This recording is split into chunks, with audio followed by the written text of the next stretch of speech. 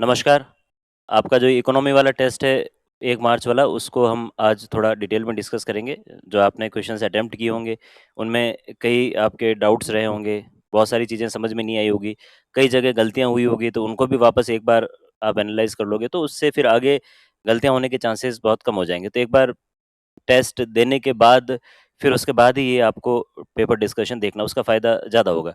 बिना टेस्ट दिए अगर आप ये पेपर डिस्कशन देखोगे तो उससे आपको इतना ज़्यादा फ़ायदा नहीं होगा। तो पहले एक बार टेस्ट देना है और उसके बाद ही आपको ये डिस्कशन देखना है, तब आप इसका बढ़िया से फ़ायदा उठा पाएँगे।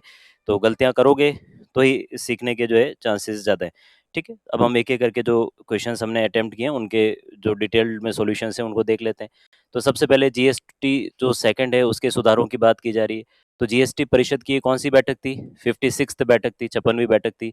इसमें 2 दर संरचना को प्रस्तुत किया गया। तो 18 और 5% की जो रेट्स है, वो इस जीएसटी जो ये 2 के सुधार हैं, उनके अंदर पेश की गई। तो 18% की मानक दर और 5% की मेरिट दर तथा कुछ जो आइटम्स हैं, जो लग्ज़री आइटम्स वगैरह हैं, उन पे 40% की रेट से टैक्स लगाया गया। तो मेनली दरें जो है वो 2 ही रह गई, 18 और 5%। तो ये वाला स्टेटमेंट भी सही है, ये वाला स्टेटमेंट भी सही है। सल्फ्यूरिक एसिड, नाइट्रिक एसिड और अमोनिया जैसे कुछ उर्वरक इनपुट्स पर जीएसटी दर 18% से घटाकर 12% कर दिया गया। यहाँ सीधा-सा जो है 18 और 5 2 ही दरें हैं, तो 18 से 12 तो होने से रहा है, तो ये इसको कितना कर दिया गया? 18 से 5% कर दिया गया। तो ये सी वाला ऑप्शन अपना हो जाएगा गलत, तो ए और बी ऑप्शन जो है वो इसमें सही है। तो ये थर्ड ऑप्शन सी ऑप्शन जो है इसमें गलत है। फिर मुद्रास्फीति को नियंत्रित करने के लिए निम्नलिखित में से कौन से मात्रात्मक उपाय हैं? तो आरबीआई के द्वारा मॉनेटरी जो मेजर्स लिए जाते हैं इन्फ्लेशन को कंट्रोल करने के लिए 2 तरह से होते हैं। एक क्वांटिटेटिव मेजर्स, एक क्वालिटेटिव मेजर्स। मात्रात्मक और गुणात्मक 2 तरह के उपाय होते हैं।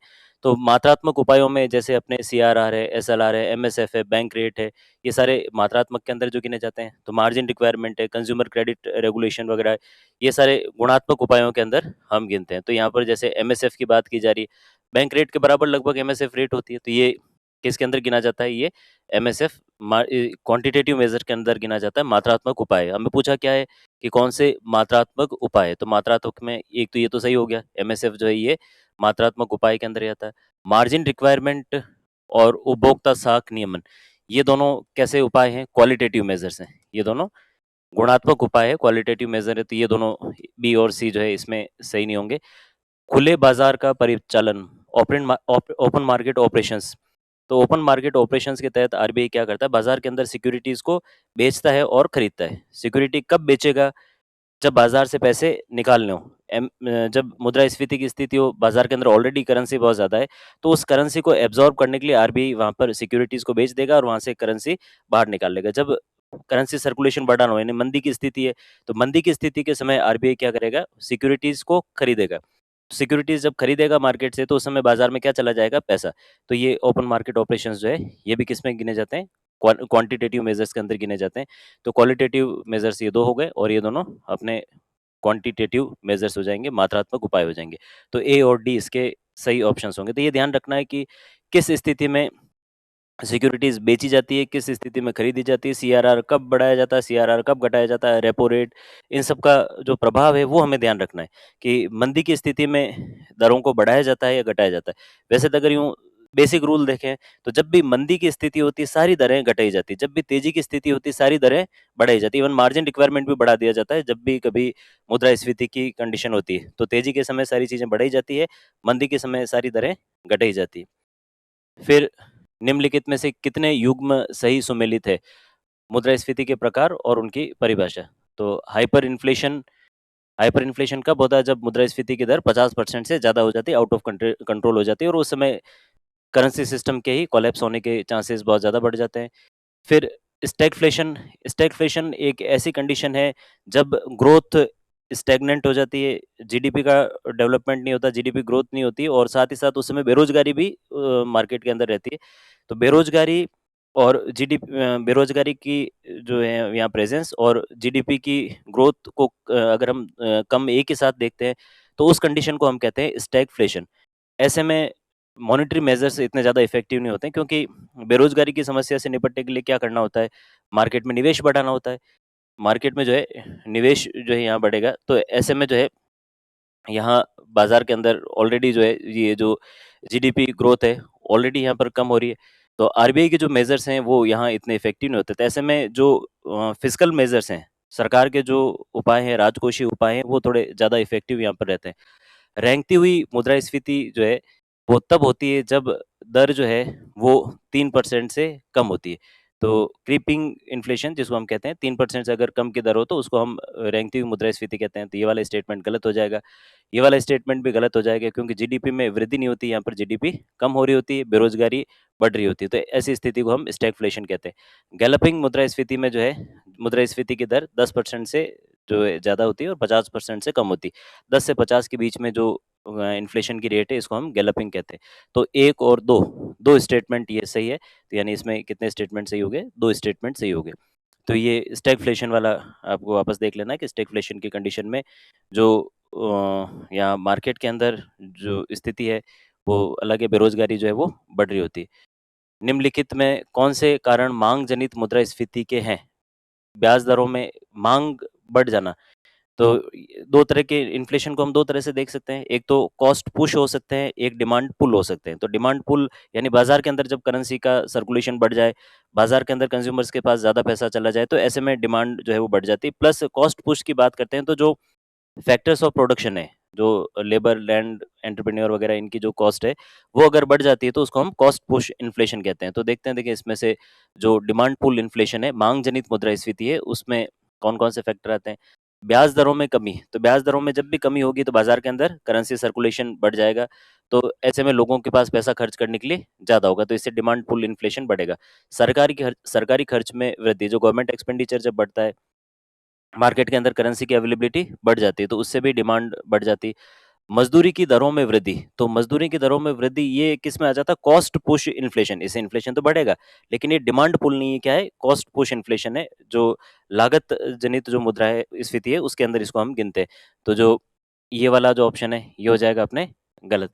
विदेशी निवेश में वृद्धि, जो फॉरेन इन्वेस्टमेंट है, जब ये बढ़ जाता है तो मार्केट के अंदर क्या होगा? मार्केट के अंदर जो करेंसी है वो बहुत ज़्यादा बढ़ जाएगी और उससे भी जो डिमांड है वो बढ़ जाती है। तो ये भी स्टेटमेंट अपने सही हो जाएगा। इनडायरेक्ट टैक्सेस में जब वृद्धि होती है तो क्या होता है? गुड्स की कॉस्ट बढ़ जाती है। तो ऐसे में जो है उनकी डिमांड कम हो जाएगी। तो ये जो है ऑप्शन गलत हो जाएगा। तो सी और ई दोनों ऑप्शन अपने गलत थे। तो ए, बी, डी ऑप्शन सही है। तो टैक्सेस जब भी बढ़ते हैं, सामानों की कीमतें बढ़ जाएगी और उससे माँग उल्टा कम हो जाती है। तो ये जो है इससे डिमांड और घट जाती है। तो ये हो गए अपने 3 ऑप्शंस, इसके सही हो गए ए, बी और डी।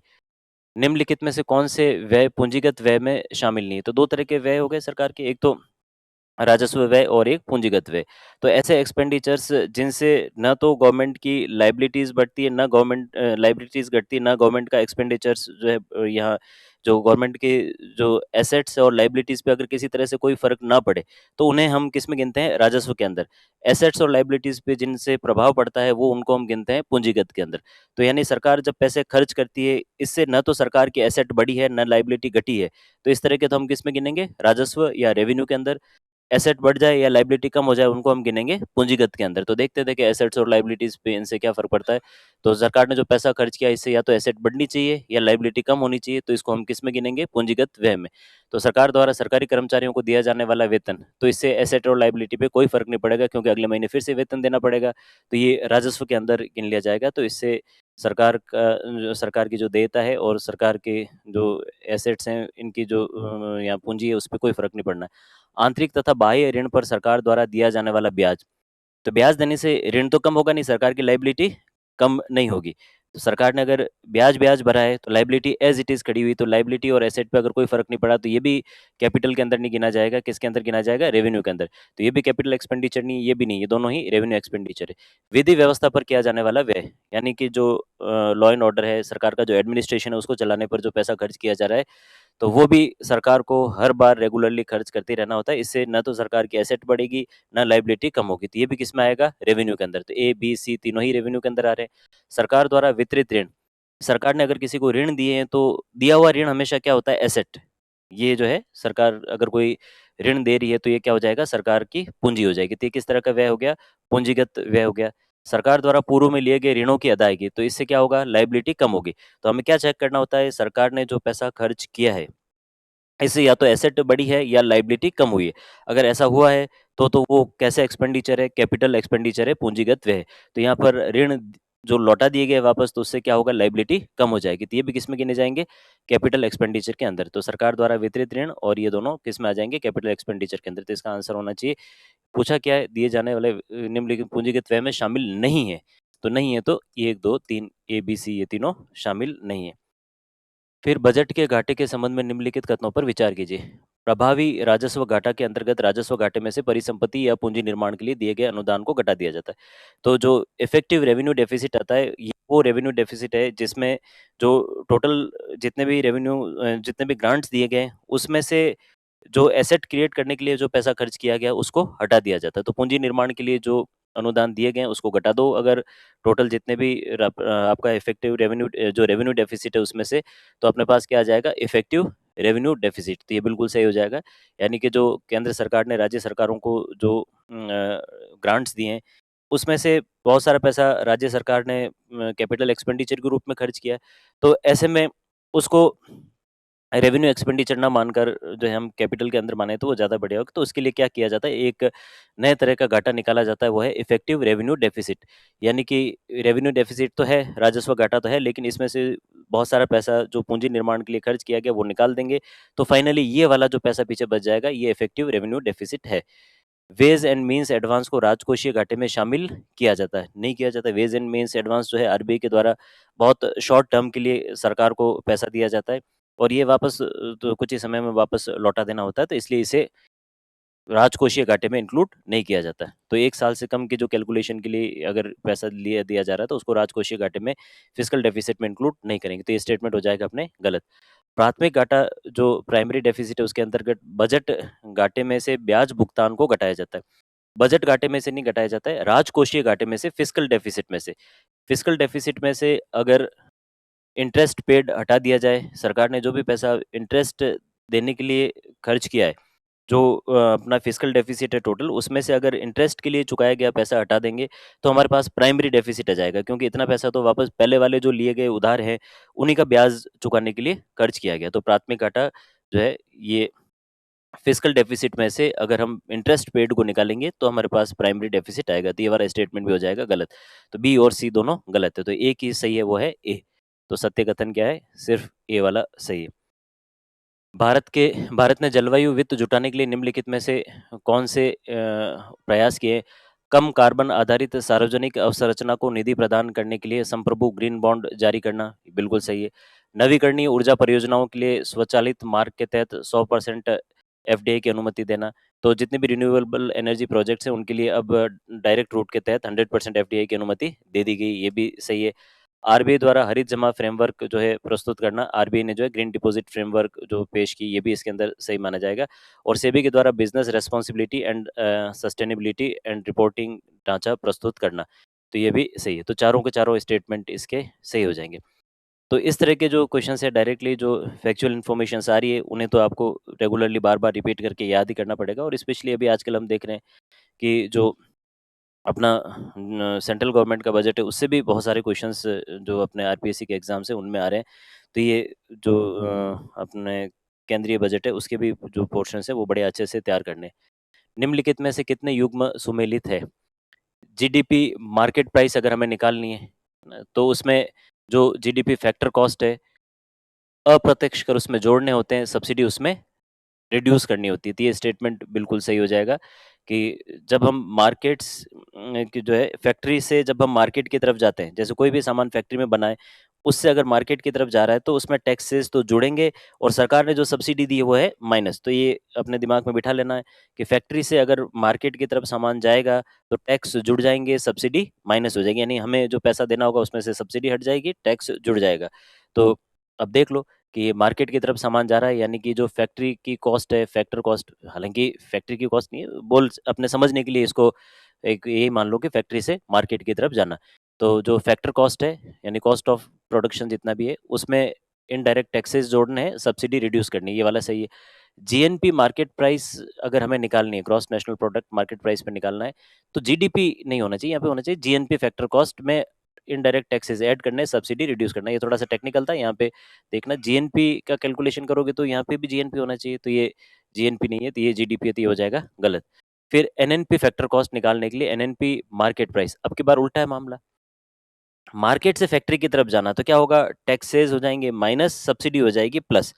तो जब हम फैक्ट्री से मार्केट की तरफ जाते हैं तो टैक्सेस प्लस होते हैं, सब्सिडी माइनस होती है, और जब हम इधर मार्केट से फैक्ट्री की तरफ जाते हैं तो उल्टा हो जाता है, यहाँ पे टैक्सेस होने चाहिए माइनस, सब्सिडी होनी चाहिए प्लस, तो ये भी स्टेटमेंट हो जाएगा गलत। जीवीए मार्केट प्राइस, अगर gross value addition market price पे निकालना है तो gross value addition basic price पे लेकर उस पे जो प्रोडक्ट टैक्सेस हैं माइनस प्रोडक्ट जो प्रोडक्शन टैक्सेस और प्रोडक्शन सब्सिडी, उन दोनों को अगर हम निकाल देंगे तो ये अपने पास जीवीए मार्केट प्राइस आ जाएगा, तो ये वाला बिल्कुल सही है। बस इसमें दिमाग में सिर्फ इतना रखना है कि मार्केट की तरफ सामान जाएगा तो ऐसे में उसमें टैक्सेस जुड़ जाएंगे, सब्सिडी लेस हो जाएगी, और अगर उल्टा जाएगा, मार्केट से फैक्ट्री की तरफ जाएगा तो दिए हुए टैक्सेस जो हैं वो वापस माइनस हो जाएंगे, ली हुई सब्सिडी जो है वापस इधर प्लस हो जाएगी, तो ये उल्टा हो जाता है। तो इसमें सिर्फ दो ही स्टेटमेंट सही है, ए और डी, ये दोनों स्टेटमेंट सही हो गए। मानव विकास रिपोर्ट 2025 के संबंध में निम्नलिखित कथनों पर विचार कीजिए।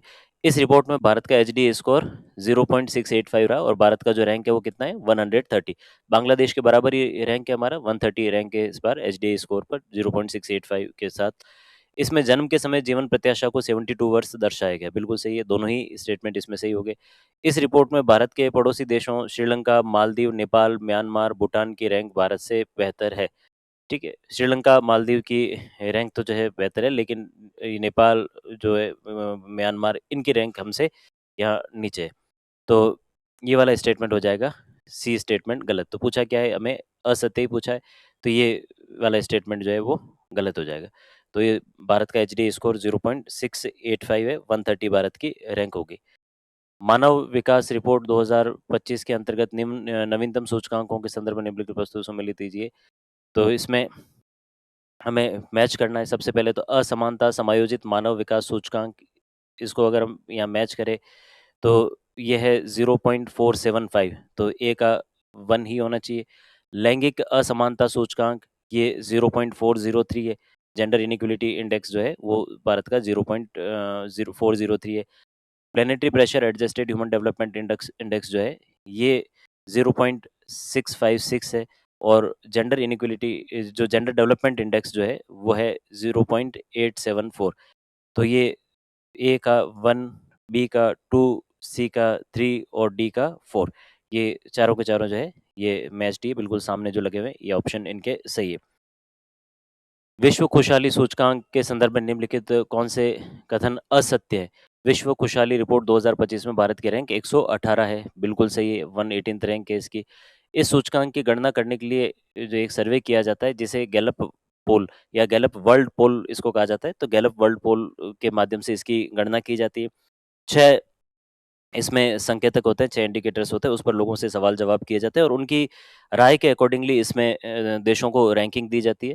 तो इसके अंदर जो 6 पैरामीटर्स होते हैं, जैसे उसके अंदर एक तो जो भ्रष्टाचार को लेकर लोगों की जो है अवधारणा क्या है, सोशल सिक्योरिटी कितनी है, जेनरोसिटी यानी कि जो है वहाँ पर लोगों में उदारता को जो है उसको देखा जाता है, जन्म के समय स्वस्थ जीवन प्रत्याशा को देखा जाता है, पर कैपिटा जीडीपी देखी जाती है।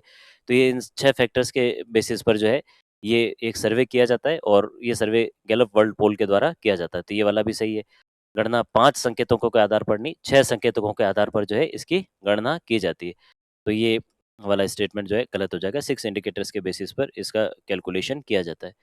वे उद्योग जिनमें अधिकतम निवेश 25 करोड़ तथा अधिकतम टर्नओवर 100 करोड़ तक हो, उन उद्योगों को एमएसएमई की किस श्रेणी में रखा जाता है। तो एक बार सारी देख लेते हैं अपने। तो 2.5 करोड़ तक का अगर निवेश है, 10 करोड़ तक का अगर टर्नओवर है, तो इसको हम किस में गिनेंगे, सूक्ष्म में गिनेंगे, माइक्रो इंडस्ट्री के अंदर उसको हम गिनेंगे। अगर 25 करोड़ तक का निवेश है, 100 करोड़ तक का टर्नओवर है, तो इसको हम किस में गिनेंगे, इसको हम गिनेंगे लघु उद्योग के अंदर, स्मॉल के अंदर इसको हम गिनेंगे।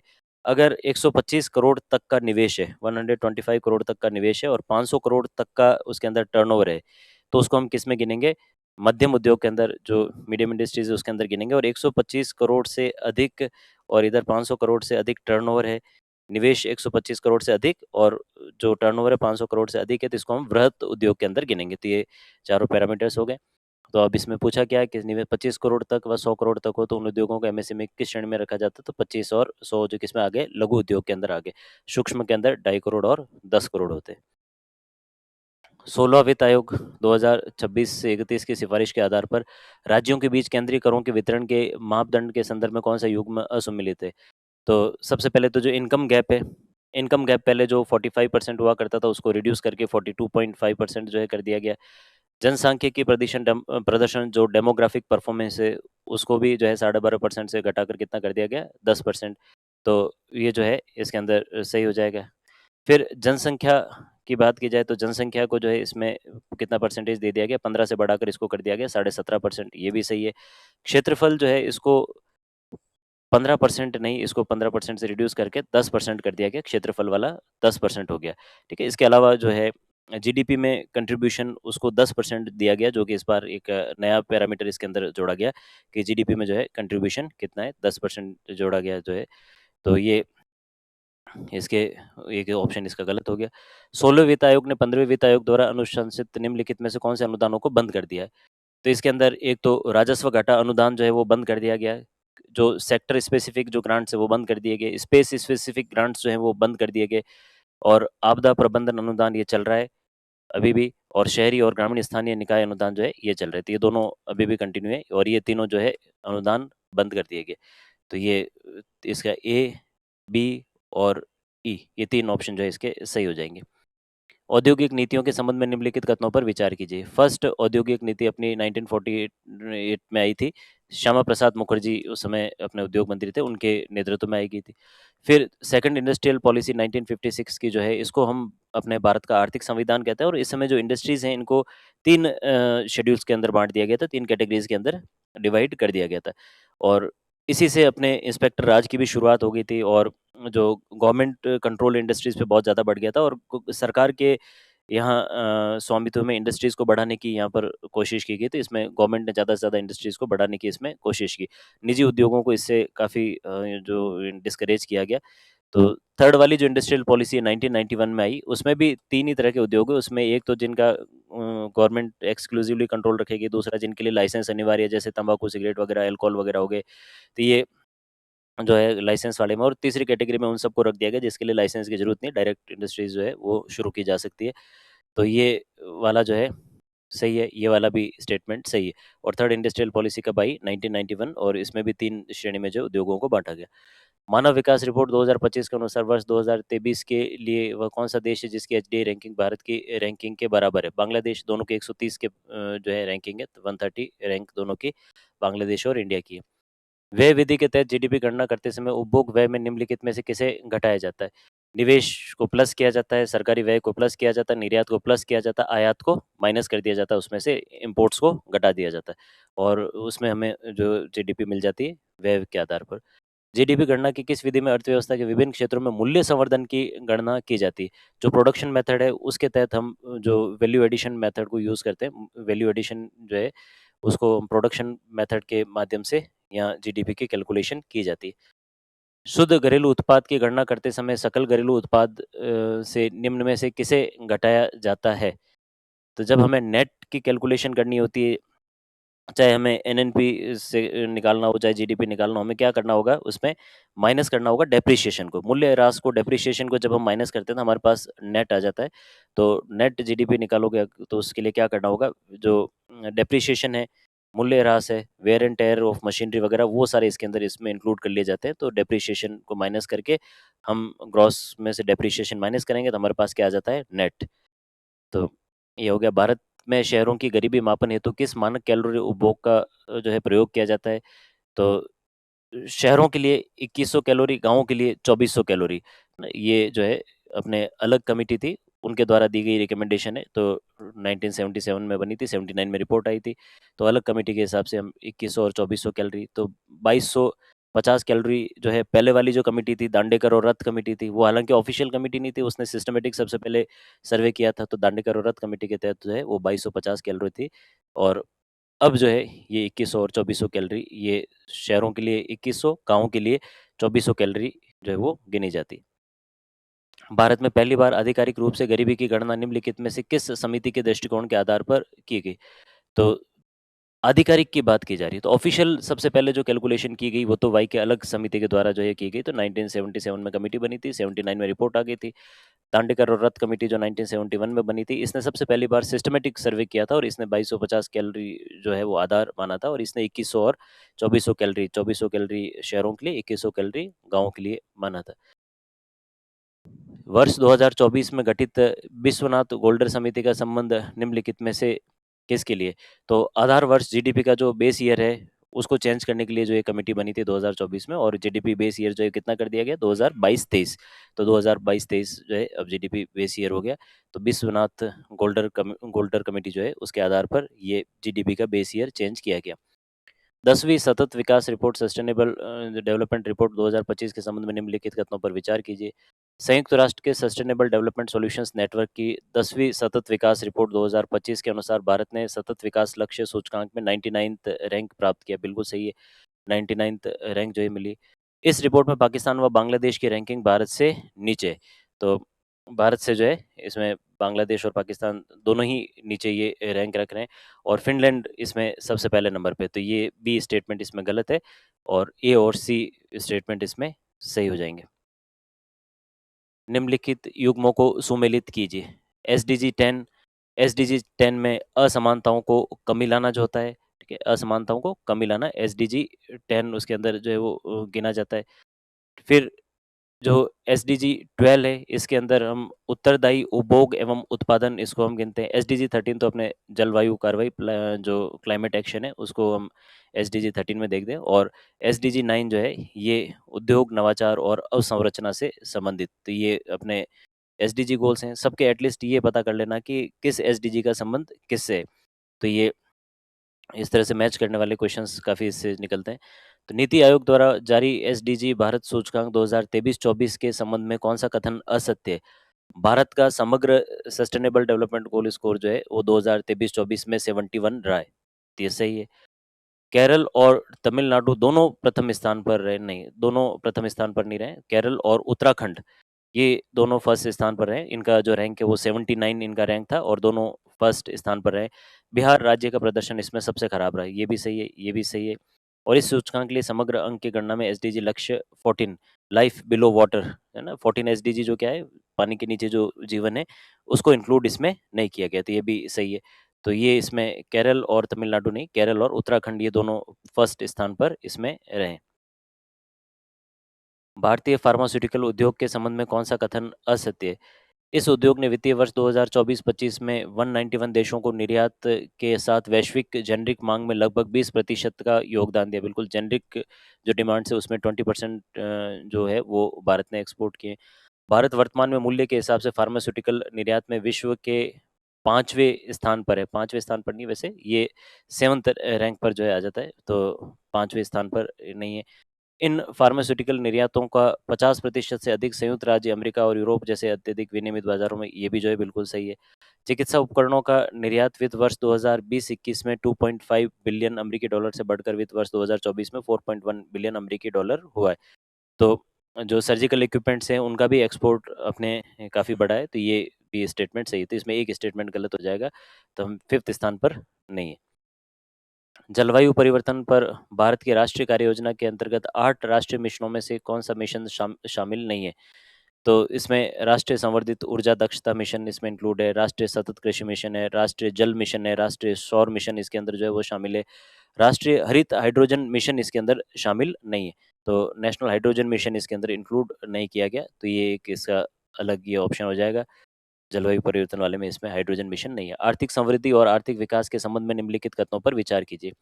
ग्रोथ और डेवलपमेंट दोनों में थोड़ा-सा एक फ़र्क है। जब हम इकोनॉमिक ग्रोथ की बात करते हैं तो हम सिर्फ़ क्वांटिटेटिव मेजर्स की बात करते हैं और जनरली जो डेवलप्ड नेशंस जहाँ अभी जितनी भी उनकी बेसिक आवश्यकताएँ लगभग पूरी हो गई, तो वहाँ जनरली ग्रोथ में ही उनकी इकोनॉमी की कैलकुलेशन होती है। लेकिन जो विकासशील देश जहाँ अभी लोगों को बुनियादी सुविधाएँ ही दिलानी बाकी है, तो वहाँ हम सिर्फ़ ग्रोथ में कैलकुलेशन ना करके और हम विकास में कैलकुलेशन करते हैं, जिसमें हम उनके जीवन स्तर के जुड़े हुए जितने भी आयाम हैं, उन सभी को इंक्लूड करते हैं। तो एक ब्रॉड कांसेप्ट है, वो तो है इकोनॉमिक डेवलपमेंट, आर्थिक विकास और एक नैरो कांसेप्ट है, वो है इकोनॉमिक ग्रोथ या आर्थिक समृद्धि। तो आर्थिक समृद्धि एक संकुचित अवधारणा है, बिल्कुल सही है, समृद्धि संकुचित अवधारणा है। इकोनॉमिक डेवलपमेंट जो है एक विस्तृत जो है एक अवधारणा है। अल्प विकसित अथवा विकासशील देशों के लिए आर्थिक समृद्धि को महत्वपूर्ण माना जाता है ना, ये विकसित देशों के लिए आर्थिक समृद्धि का जो पैरामीटर है वो यूज़ किया जाता है। जो अल्प विकसित है, विकासशील देश है, वहाँ पर इकोनॉमिक डेवलपमेंट उसको ज़्यादा एम्फसाइज़ किया जाता है। आर्थिक विकास को मात्रात्मक परिवर्तनों से संबंधित माना जाता है, नहीं, इसको मात्रात्मक नहीं, इसमें हम गुणात्मक जो है वो लेते हैं कि जो लोगों का जीवन स्तर है, उनको बेसिक सुविधाएँ हैं नहीं है, वो सारी इसके अंदर हम इंक्लूड करते हैं, जो इकोनॉमिक डेवलपमेंट है उसके अंदर। तो बी और सी इसमें दोनों जो है गलत हो जाएँगे। एक ही स्टेटमेंट इसका सही है, ये एक इकोनॉमिक ग्रोथ जो है एक संकुचित, एक नैरो कांसेप्ट है। भारतीय आर्थिक सर्वेक्षण 2025 26 के अनुसार कीमतों पर जो स्थिर की वर्तमान कीमतों पर 2025-26 के अग्रिम अनुमानित आंकड़ों के अनुसार भारत की प्रति व्यक्ति शुद्ध राष्ट्रीय आय कितनी है? तो ये 2,19,575 रुपए है। ये वर्तमान कीमतों के आधार पर, स्थिर कीमतों के आधार पर चले जाए तो ये लगभग 1,21,000 करोड़ के आसपास ये कहीं है। तो ये वर्तमान कीमतों पर अपनी जो पर कैपिटा इनकम है वो 2,19,575 करोड़ इनकम है। एसएस तारापुर कमेटी 1997 में बनी थी और इसका जो उद्देश्य था वो ये था कि सरकार को सुझाव देना था कि जो अपना कैपिटल अकाउंट है, जो पूंजी खाता है, उस पर क्या पूर्ण परिवर्तनीयता कर दी जाए। यानी कि अभी जैसे करंट अकाउंट है और कैपिटल अकाउंट है, 2 तरह के अकाउंट है हमारी विदेशी मुद्रा को प्रबंधन को लेकर। तो करंट अकाउंट पे तो अपने कन्वर्टिबिलिटी जो है वो पूरी कर दी गई, जितना पैसा चाहे वो जब कन्वर्ट करके ले जाया जाए। पर कैपिटल अकाउंट में फिर भी अभी कई रिस्ट्रिक्शंस हैं। तो उसमें पूर्ण परिवर्तनीयता से संबंधित सरकार से सुझाव माँगे थे। तो उसमें एसएस तारापुर कमेटी ने कई सुझाव दिए कि वहाँ तक पहुँचने से पहले हमें और भी दूसरे पैरामीटर्स हैं, उनको ध्यान में रखना चाहिए कि भई एक जीडीपी जो है उस पर्टिकुलर लेवल तक पहुँचाई जानी चाहिए और ये सारी चीज़ें उसके अंदर इंक्लूड करनी थी। तभी तुरंत प्रभाव से लागू करने का सुझाव इन्होंने नहीं दिया था। तो पूंजी खाता परिवर्तनीयता, जो कैपिटल अकाउंट कन्वर्टिबिलिटी यानी कि डॉलर से रुपए में कन्वर्ट करना, रुपए से डॉलर में कन्वर्ट करना, ये पूरी तरह से कैपिटल अकाउंट में जो है संभव है या नहीं है, इसकी जाँच करने के लिए ये एसएस तारापुर कमेटी बनाई गई थी सरकार के द्वारा। निम्नलिखित कथनों पर विचार कीजिए। संपत्ति कर तथा उपहार कर को भारत में कागज़ी कर भी कहा जाता है। बिल्कुल सही है, क्योंकि इन पे जितना पैसा सरकार खर्च करती थी टैक्स एडमिनिस्ट्रेशन में, उतनी भी इनकम लगभग नहीं हो पाती थी। इससे बहुत कम जो है कमाई होती थी। राजस्व प्राप्तियों का दावा, हालाँकि अब तो खत्म कर दिए गए ये संपत्ति कर और उपहार कर। राजस्व प्राप्तियों का दावा सरकार से नहीं किया जा सकता, इसलिए राजस्व प्राप्तियाँ गैर प्रतिदेय जो है वो कहलाई जाती है। तो जो गवर्नमेंट की रेवेन्यू रिसिप्ट्स यानी टैक्स वगैरह जो सरकार को दिए जाते हैं, उनके अगेंस्ट जो है वापस किसी भी तरह का कोई क्लेम नहीं किया जा सकता है। गवर्नमेंट की जितने भी रिसिप्ट्स हैं, वो सरकार पे किसी तरह की कोई लायबिलिटी, जो रेवेन्यू रिसिप्ट्स हैं, जो राजस्व प्राप्तियाँ हैं, वो गवर्नमेंट पे किसी तरह की कोई लायबिलिटी क्रिएट नहीं करती, इसलिए सरकार को वापस देना जो है उसमें यहाँ मजबूरी नहीं है। तो ये वाला स्टेटमेंट अपने ये भी सही हो जाएगा। केंद्र सरकार की गैर कर राजस्व प्राप्तियों में विदेशों एवं अंतर्राष्ट्रीय संगठनों द्वारा प्रदान किए जाने वाले नकद सहायता अनुदान, ये ऋण नहीं है ना, तो ये नकद सहायता अनुदान जो शामिल ये होते हैं बिल्कुल गैर कर राजस्व प्राप्तियों में जो है। तो अगर कोई बाहर से फॉरेन ग्रांट्स अगर गवर्नमेंट को दिए जा रहे हैं तो ये भी किस में गिने जाएंगे, ये जो है राजस्व प्राप्तियों में गिने जाएंगे, रेवेन्यू रिसिप्ट के अंदर गिने जाएंगे। अगर मान लो ये विदेशी ऋण होता तो फिर ये कैपिटल रिसिप्ट हो जाती, क्योंकि ऋण से जो है वो क्रिएट हो जाती है, तो ये लायबिलिटी जो है इसमें नहीं बनती, वापस थोड़ी चुकाने होते हैं। तो ये तीनों के दोनों स्टेटमेंट इसमें सही हो जाएँगे। फिर निम्नलिखित कथनों पर विचार कीजिए। सरकार की पूंजीगत प्राप्तियाँ ऋण उत्पादक तथा गैर ऋण उत्पादक हो सकती है। तो गवर्नमेंट के जो रिसिप्ट्स कैपिटल रिसिप्ट्स मतलब सरकार की ऐसी प्राप्तियाँ जिससे या तो एसेट कम हुई है या लायबिलिटी बढ़ी है। ना? या तो एसेट कम हुई है या लायबिलिटी बढ़ी है। तो इसमें ऋण उत्पादक भी हो सकती है, गैर ऋण उत्पादक भी हो सकती है। यानी कि जिससे सरकार ऋण के रूप में भी ले सकती है और जो है बोरोइंग्स के रूप में भी ले सकती है। तो जैसे विनिवेश वगैरह जो होते हैं, विनिवेश के माध्यम से सरकार जो लेती है वो गैर ऋण जो एक तरह से उत्पादक हो गई, और जो ऋण है वो गवर्नमेंट ने जो बोरोइंग्स ली है वो सारी ऋण के अंदर आ गई। तो ये दोनों ही स्टेटमेंट सही है। तो विनिवेश से सरकार की एसेट तो कम होती है, लेकिन ऋण थोड़ी हुआ। वो तो एक तरह से सरकार के जो कैपिटल है, सरकार की जो पूँजी है वही सरकार ने बेची है। बाजार ऋणों, बाह्य ऋणों और विविध आरक्षित निधियों पर ब्याज अदायगी राजस्व व्यय का घटक होता है। ब्याज अगर आ गया तो ब्याज से यहाँ एसेट और लायबिलिटी पे कोई फ़र्क नहीं पड़ता है। सरकार ने अगर सिर्फ ब्याज चुकाया तो इससे यहाँ सरकार के जो है एसेट और लायबिलिटीज़ को उस पर कोई प्रभाव नहीं पड़ेगा। अगर एसेट और लायबिलिटीज़ इफ़ेक्ट नहीं हो रही तो उसको हम किस खर्चे में गिनेंगे? राजस्व व्यय के अंदर गिनेंगे, है ना? अगर ऋण चुकाए जाते तो फिर वो कैपिटल एक्सपेंडिचर हो जाते हैं, वो रेवेन्यू एक्सपेंडिचर नहीं होते। तो ये वाला स्टेटमेंट जो है, ये राजस्व अदायगी वाला, ये भी जो है सही हो गया। भूमि अधिग्रहण व शेयरों में निवेश संबंधी व्यय को राजस्व व्यय में शामिल किया जाता है। ये तो वैसे ही सीधे-सीधे समझ में आ रहा है कि सरकार ने अगर लैंड एक्वायर की है, उसके बदले में पैसा दिया है, तो सरकार के पास अब एसेट बन गए ना, लैंड सरकार की एसेट हो गई, तो उससे एसेट बढ़ी है। शेयर खरीदे सरकार ने, तो उससे भी सरकार की एसेट बन गई, सरकार के जो शेयर वो सरकार के एसेट्स हो जाएँगे। तो एसेट और लायबिलिटी को प्रभावित करने वाले जो यहाँ खर्चे होते हैं, उनको हम किस में गिनते हैं? कैपिटल में गिनते हैं, राजस्व में नहीं गिनते। तो ये राजस्व नहीं है, ये क्या है? ये पूंजीगत है, कैपिटल है। तो ये वाला स्टेटमेंट अपने सी वाला हो जाएगा गलत। तो ये कैपिटल एक्सपेंडिचर है, ना कि रेवेन्यू एक्सपेंडिचर। निम्नलिखित में से कौन-सा राजकोषीय घाटे को सही रूप से अभिव्यक्त नहीं करता है? सकल राजकोषीय घाटा जो अपना ग्रॉस फिस्कल डेफिसिट है, वो टोटल एक्सपेंडिचर सरकार के जितने भी हैं, उसमें से राजस्व प्राप्तियाँ जितने भी सरकार को रेवेन्यू रिसिप्ट्स हुई है, यानी कि वो तो सरकार ने उधार नहीं लिए हैं, तो माइनस करने पड़ेंगे। पे राजकोषीय घाटा अगर हमें यूँ सीधा सा समझना है तो क्या है, सरकार ने साल भर में जितने भी बोरोइंग्स लिए, सरकार ने अपने ऊपर जितने भी डेट क्रिएट किया है साल भर के अंदर, उसको हम क्या कहते हैं? राजस्व घाटा। तो उधार-उधार वाला पैसा सिर्फ़ जो है वो राजकोषीय घाटे के अंदर आना चाहिए। तो सरकार ने जितना भी पैसा खर्च किया है, उसमें से सिर्फ़ क्या-क्या रखना है अपने पीछे? उधार वाला। तो इसमें से सरकार को जो रेवेन्यू रिसिप्ट्स प्राप्त हुई, वो तो निकालनी पड़ेगी और गैर ऋण से सृजित पूंजीगत प्राप्तियाँ, यानी कि सरकार ने जो विनिवेश वग़ैरह किए, इससे भी कोई ऋण थोड़ी हुआ। तो ये वाला पैसा जो है, ये भी निकालना पड़ेगा। तो अपने पास पीछे क्या बच जाएगा? जो सरकार ने ऋण लिया है, वो बच जाएगा। तो फिर लास्ट में बस यही है कि फिस्कल डेफिसिट अगर हमें लास्ट में निकालना है, तो हमें क्या करना होगा कि सरकार ने 1 साल में कितनी बोरोइंग्स की है, सरकार के पास 1 साल के अंदर कितने पैसे सरकार के ऊपर कितने पैसे उधार चढ़े हैं, वो हमें देखने। तो जो गैर ऋण से सृजित पूंजीगत प्राप्ति यानी कि विनिवेश के और माध्यम से सरकार ने जो पैसा प्राप्त किया है, तो उससे भी सरकार के ऊपर कोई उधारी नहीं हुई। तो ये दोनों जो है उधारी नहीं वाले ये खर्चे जो है, ये जो प्राप्तियाँ हैं वो हट जाएगी और जो उधार लिए हुए पैसे हैं जो है वो पीछे बच जाएँगे। तो जो टोटल पैसा खर्च किया है, उसमें से ये दोनों निकाल दोगे, पीछे क्या बच जाएगा? बोरोइंग्स। तो लास्ट में हमें बोरोइंग्स ही जो है वो छोड़नी। तो सकल राजकोषीय घाटा इसमें निवल घरेलू ऋण, सरकार के जितने भी जो यहाँ डोमेस्टिक जो लोन्स है वो हो गए, भारतीय रिज़र्व बैंक से जो लिए हुए ऋण हो गए और विदेशों से लिए हुए ऋण। तो कुल मिलाकर राजकोषीय घाटा क्या है? टोटल जो बोरोइंग्स है सरकार की 1 साल के अंदर, तो इसके अंदर टोटल बोरोइंग्स आ गई। तो ये सारी जो बोरोइंग्स है, ये राजकोषीय घाटे के अंदर आ गई थी। ये भी सही है, ये भी सही है। ग्रॉस जो फिस्कल डेफिसिट है वो राजस्व घाटा, सरकार का जो रेवेन्यू डेफिसिट है प्लस पूंजीगत व्यय, राजस्व घाटा क्या हो गया? सरकार ने जितना भी जो पैसा प्राप्त किया है, सरकार के जितने भी या रेवेन्यू रिसिप्ट्स हुई है और सरकार के जितने भी रेवेन्यू एक्सपेंडिचर हुए, उनके बीच का जो गैप है, वो एक तरह से कैसे पूरा हुआ? उधार से ही तो पूरा हुआ है। जो सरकार के राजस्व घाटे में जो है कौन-सा पैसा आ गया? कि सरकार को टोटल जैसे मान लो राजस्व प्राप्तियाँ ₹100 हुई, सरकार ने खर्च कर दिए ₹110, तो ये जो ₹10 का जो गैप है वो हो गया राजस्व घाटा। तो ये ₹10 कहाँ से आए? उधार से आए, तो उधार ही हमें गिनने हैं इसके अंदर फिस्कल डेफिसिट के अंदर, तो राजस्व घाटा तो इसके अंदर हमें गिनना पड़ेगा। प्लस पूंजीगत व्यय, सरकार ने जितने भी पैसे खर्च किए हैं, कैपिटल एक्सपेंडिचर सरकार के जितने भी हुए, रेवेन्यू एक्सपेंडिचर सारे इसके अंदर आ गए, कैपिटल एक्सपेंडिचर सारे इसके अंदर आ गए।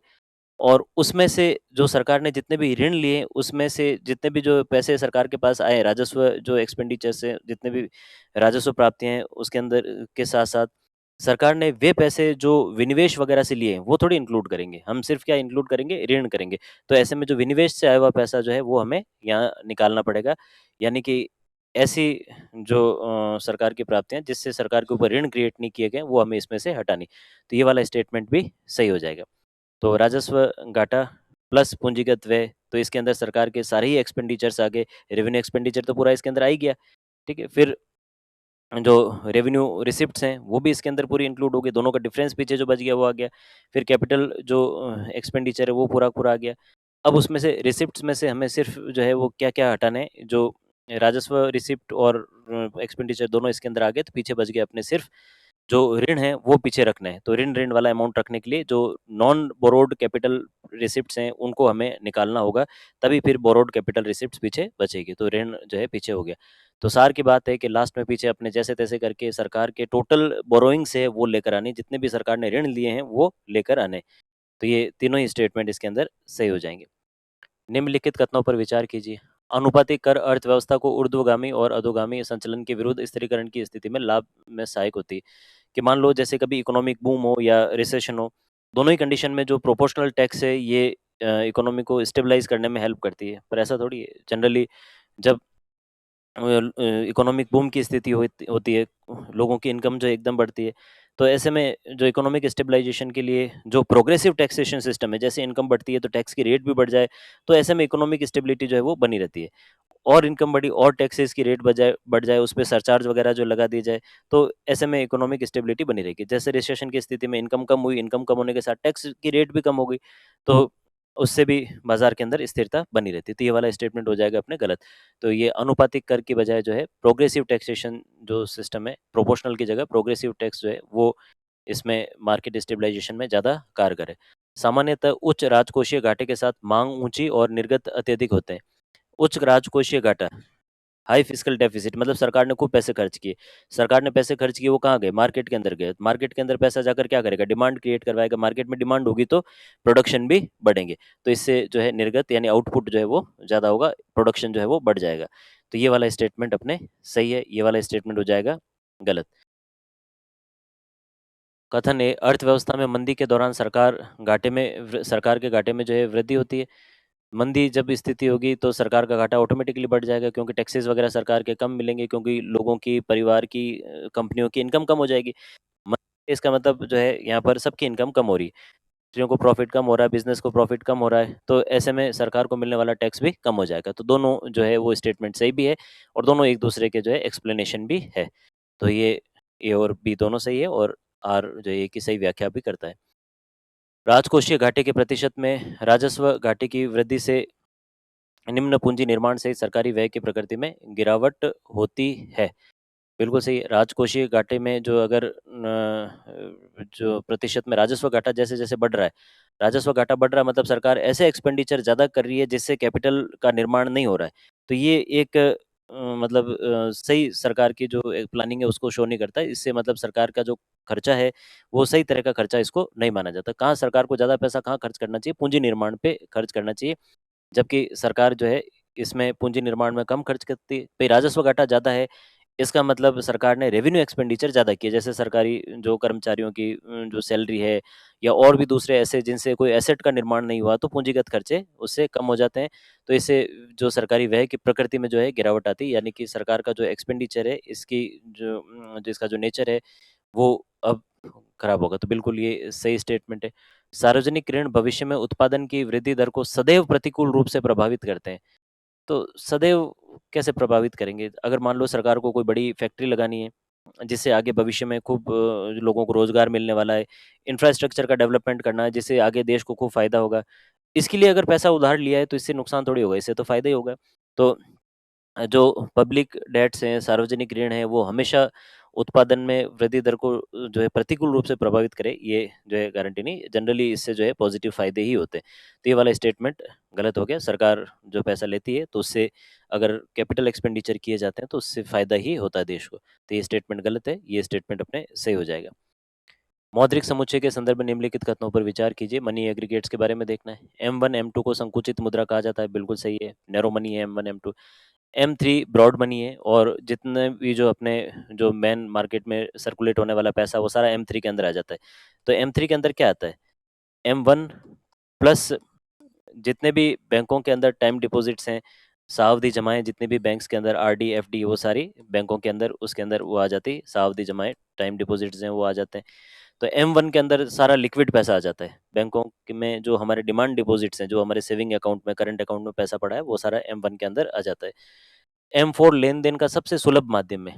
M4 की अगर हम बात करें, तो M4 जो है वो M3 जिसके अंदर टाइम डिपॉजिट्स भी हैं, जो फिक्स्ड डिपॉजिट में और पैसा पड़ा वो, प्लस पोस्ट ऑफिसेज़ के जो सेविंग अकाउंट्स वगैरह जो पड़े हैं, जो पोस्ट ऑफिसेज़ के जो बचत पत्र वगैरह हैं, वो सारे इसके अंदर आ जाते हैं। ये तो सबसे कम सुलभ पैसा है, ये सबसे ज़्यादा नहीं, सबसे कम। तो सबसे ज़्यादा तरल कौन-सा है? M1, उसके बाद फिर M2, फिर उसके बाद आगे नीचे M3 और M4, इस तरह से जो है इनकी लिक्विडिटी जो है वो घटती जाती है। तो M1 सबसे तरल पैसा है, सबसे सुलभ जो है यही पैसा, डिमांड डिपॉज़िट में पैसा पड़ा है, जब एटीएम में जाओ और पैसा निकालो, आपकी कोई रोक-टोक नहीं है। तो ये वाला स्टेटमेंट गलत हो जाएगा, ये सुलभ नहीं है, इसको पैसे को यूज़ करना जो है थोड़ा मुश्किल है। तो M1 सबसे लिक्विड है, कैश लोगों के पास जो कैश पड़ा है और जो बैंकों के डिमांड डिपॉजिट में पैसा पड़ा है, ये सारा जो है M1 के अंदर आ जाता है। 1983 में गठित ब्रुंटलैंड कमीशन जो है, ये किससे संबंधित है? तो ये world commission on environment and development जो था, तो ये एक तरह से पर्यावरण और जो सस्टेनेबल डेवलपमेंट है, उससे रिलेटेड यूएन के द्वारा बनाया गया कमीशन था। 1987 में इसकी रिपोर्ट आई और जो है ये सस्टेनेबल डेवलपमेंट पे और इस पे जो सुझाव है इसके द्वारा दिए गए। तो ये 1983 में ब्रुंटलैंड कमीशन जो है पर्यावरण समस्याओं का अध्ययन और धारणीय विकास पर जो है बनाया गया। तो world commission on environment and development.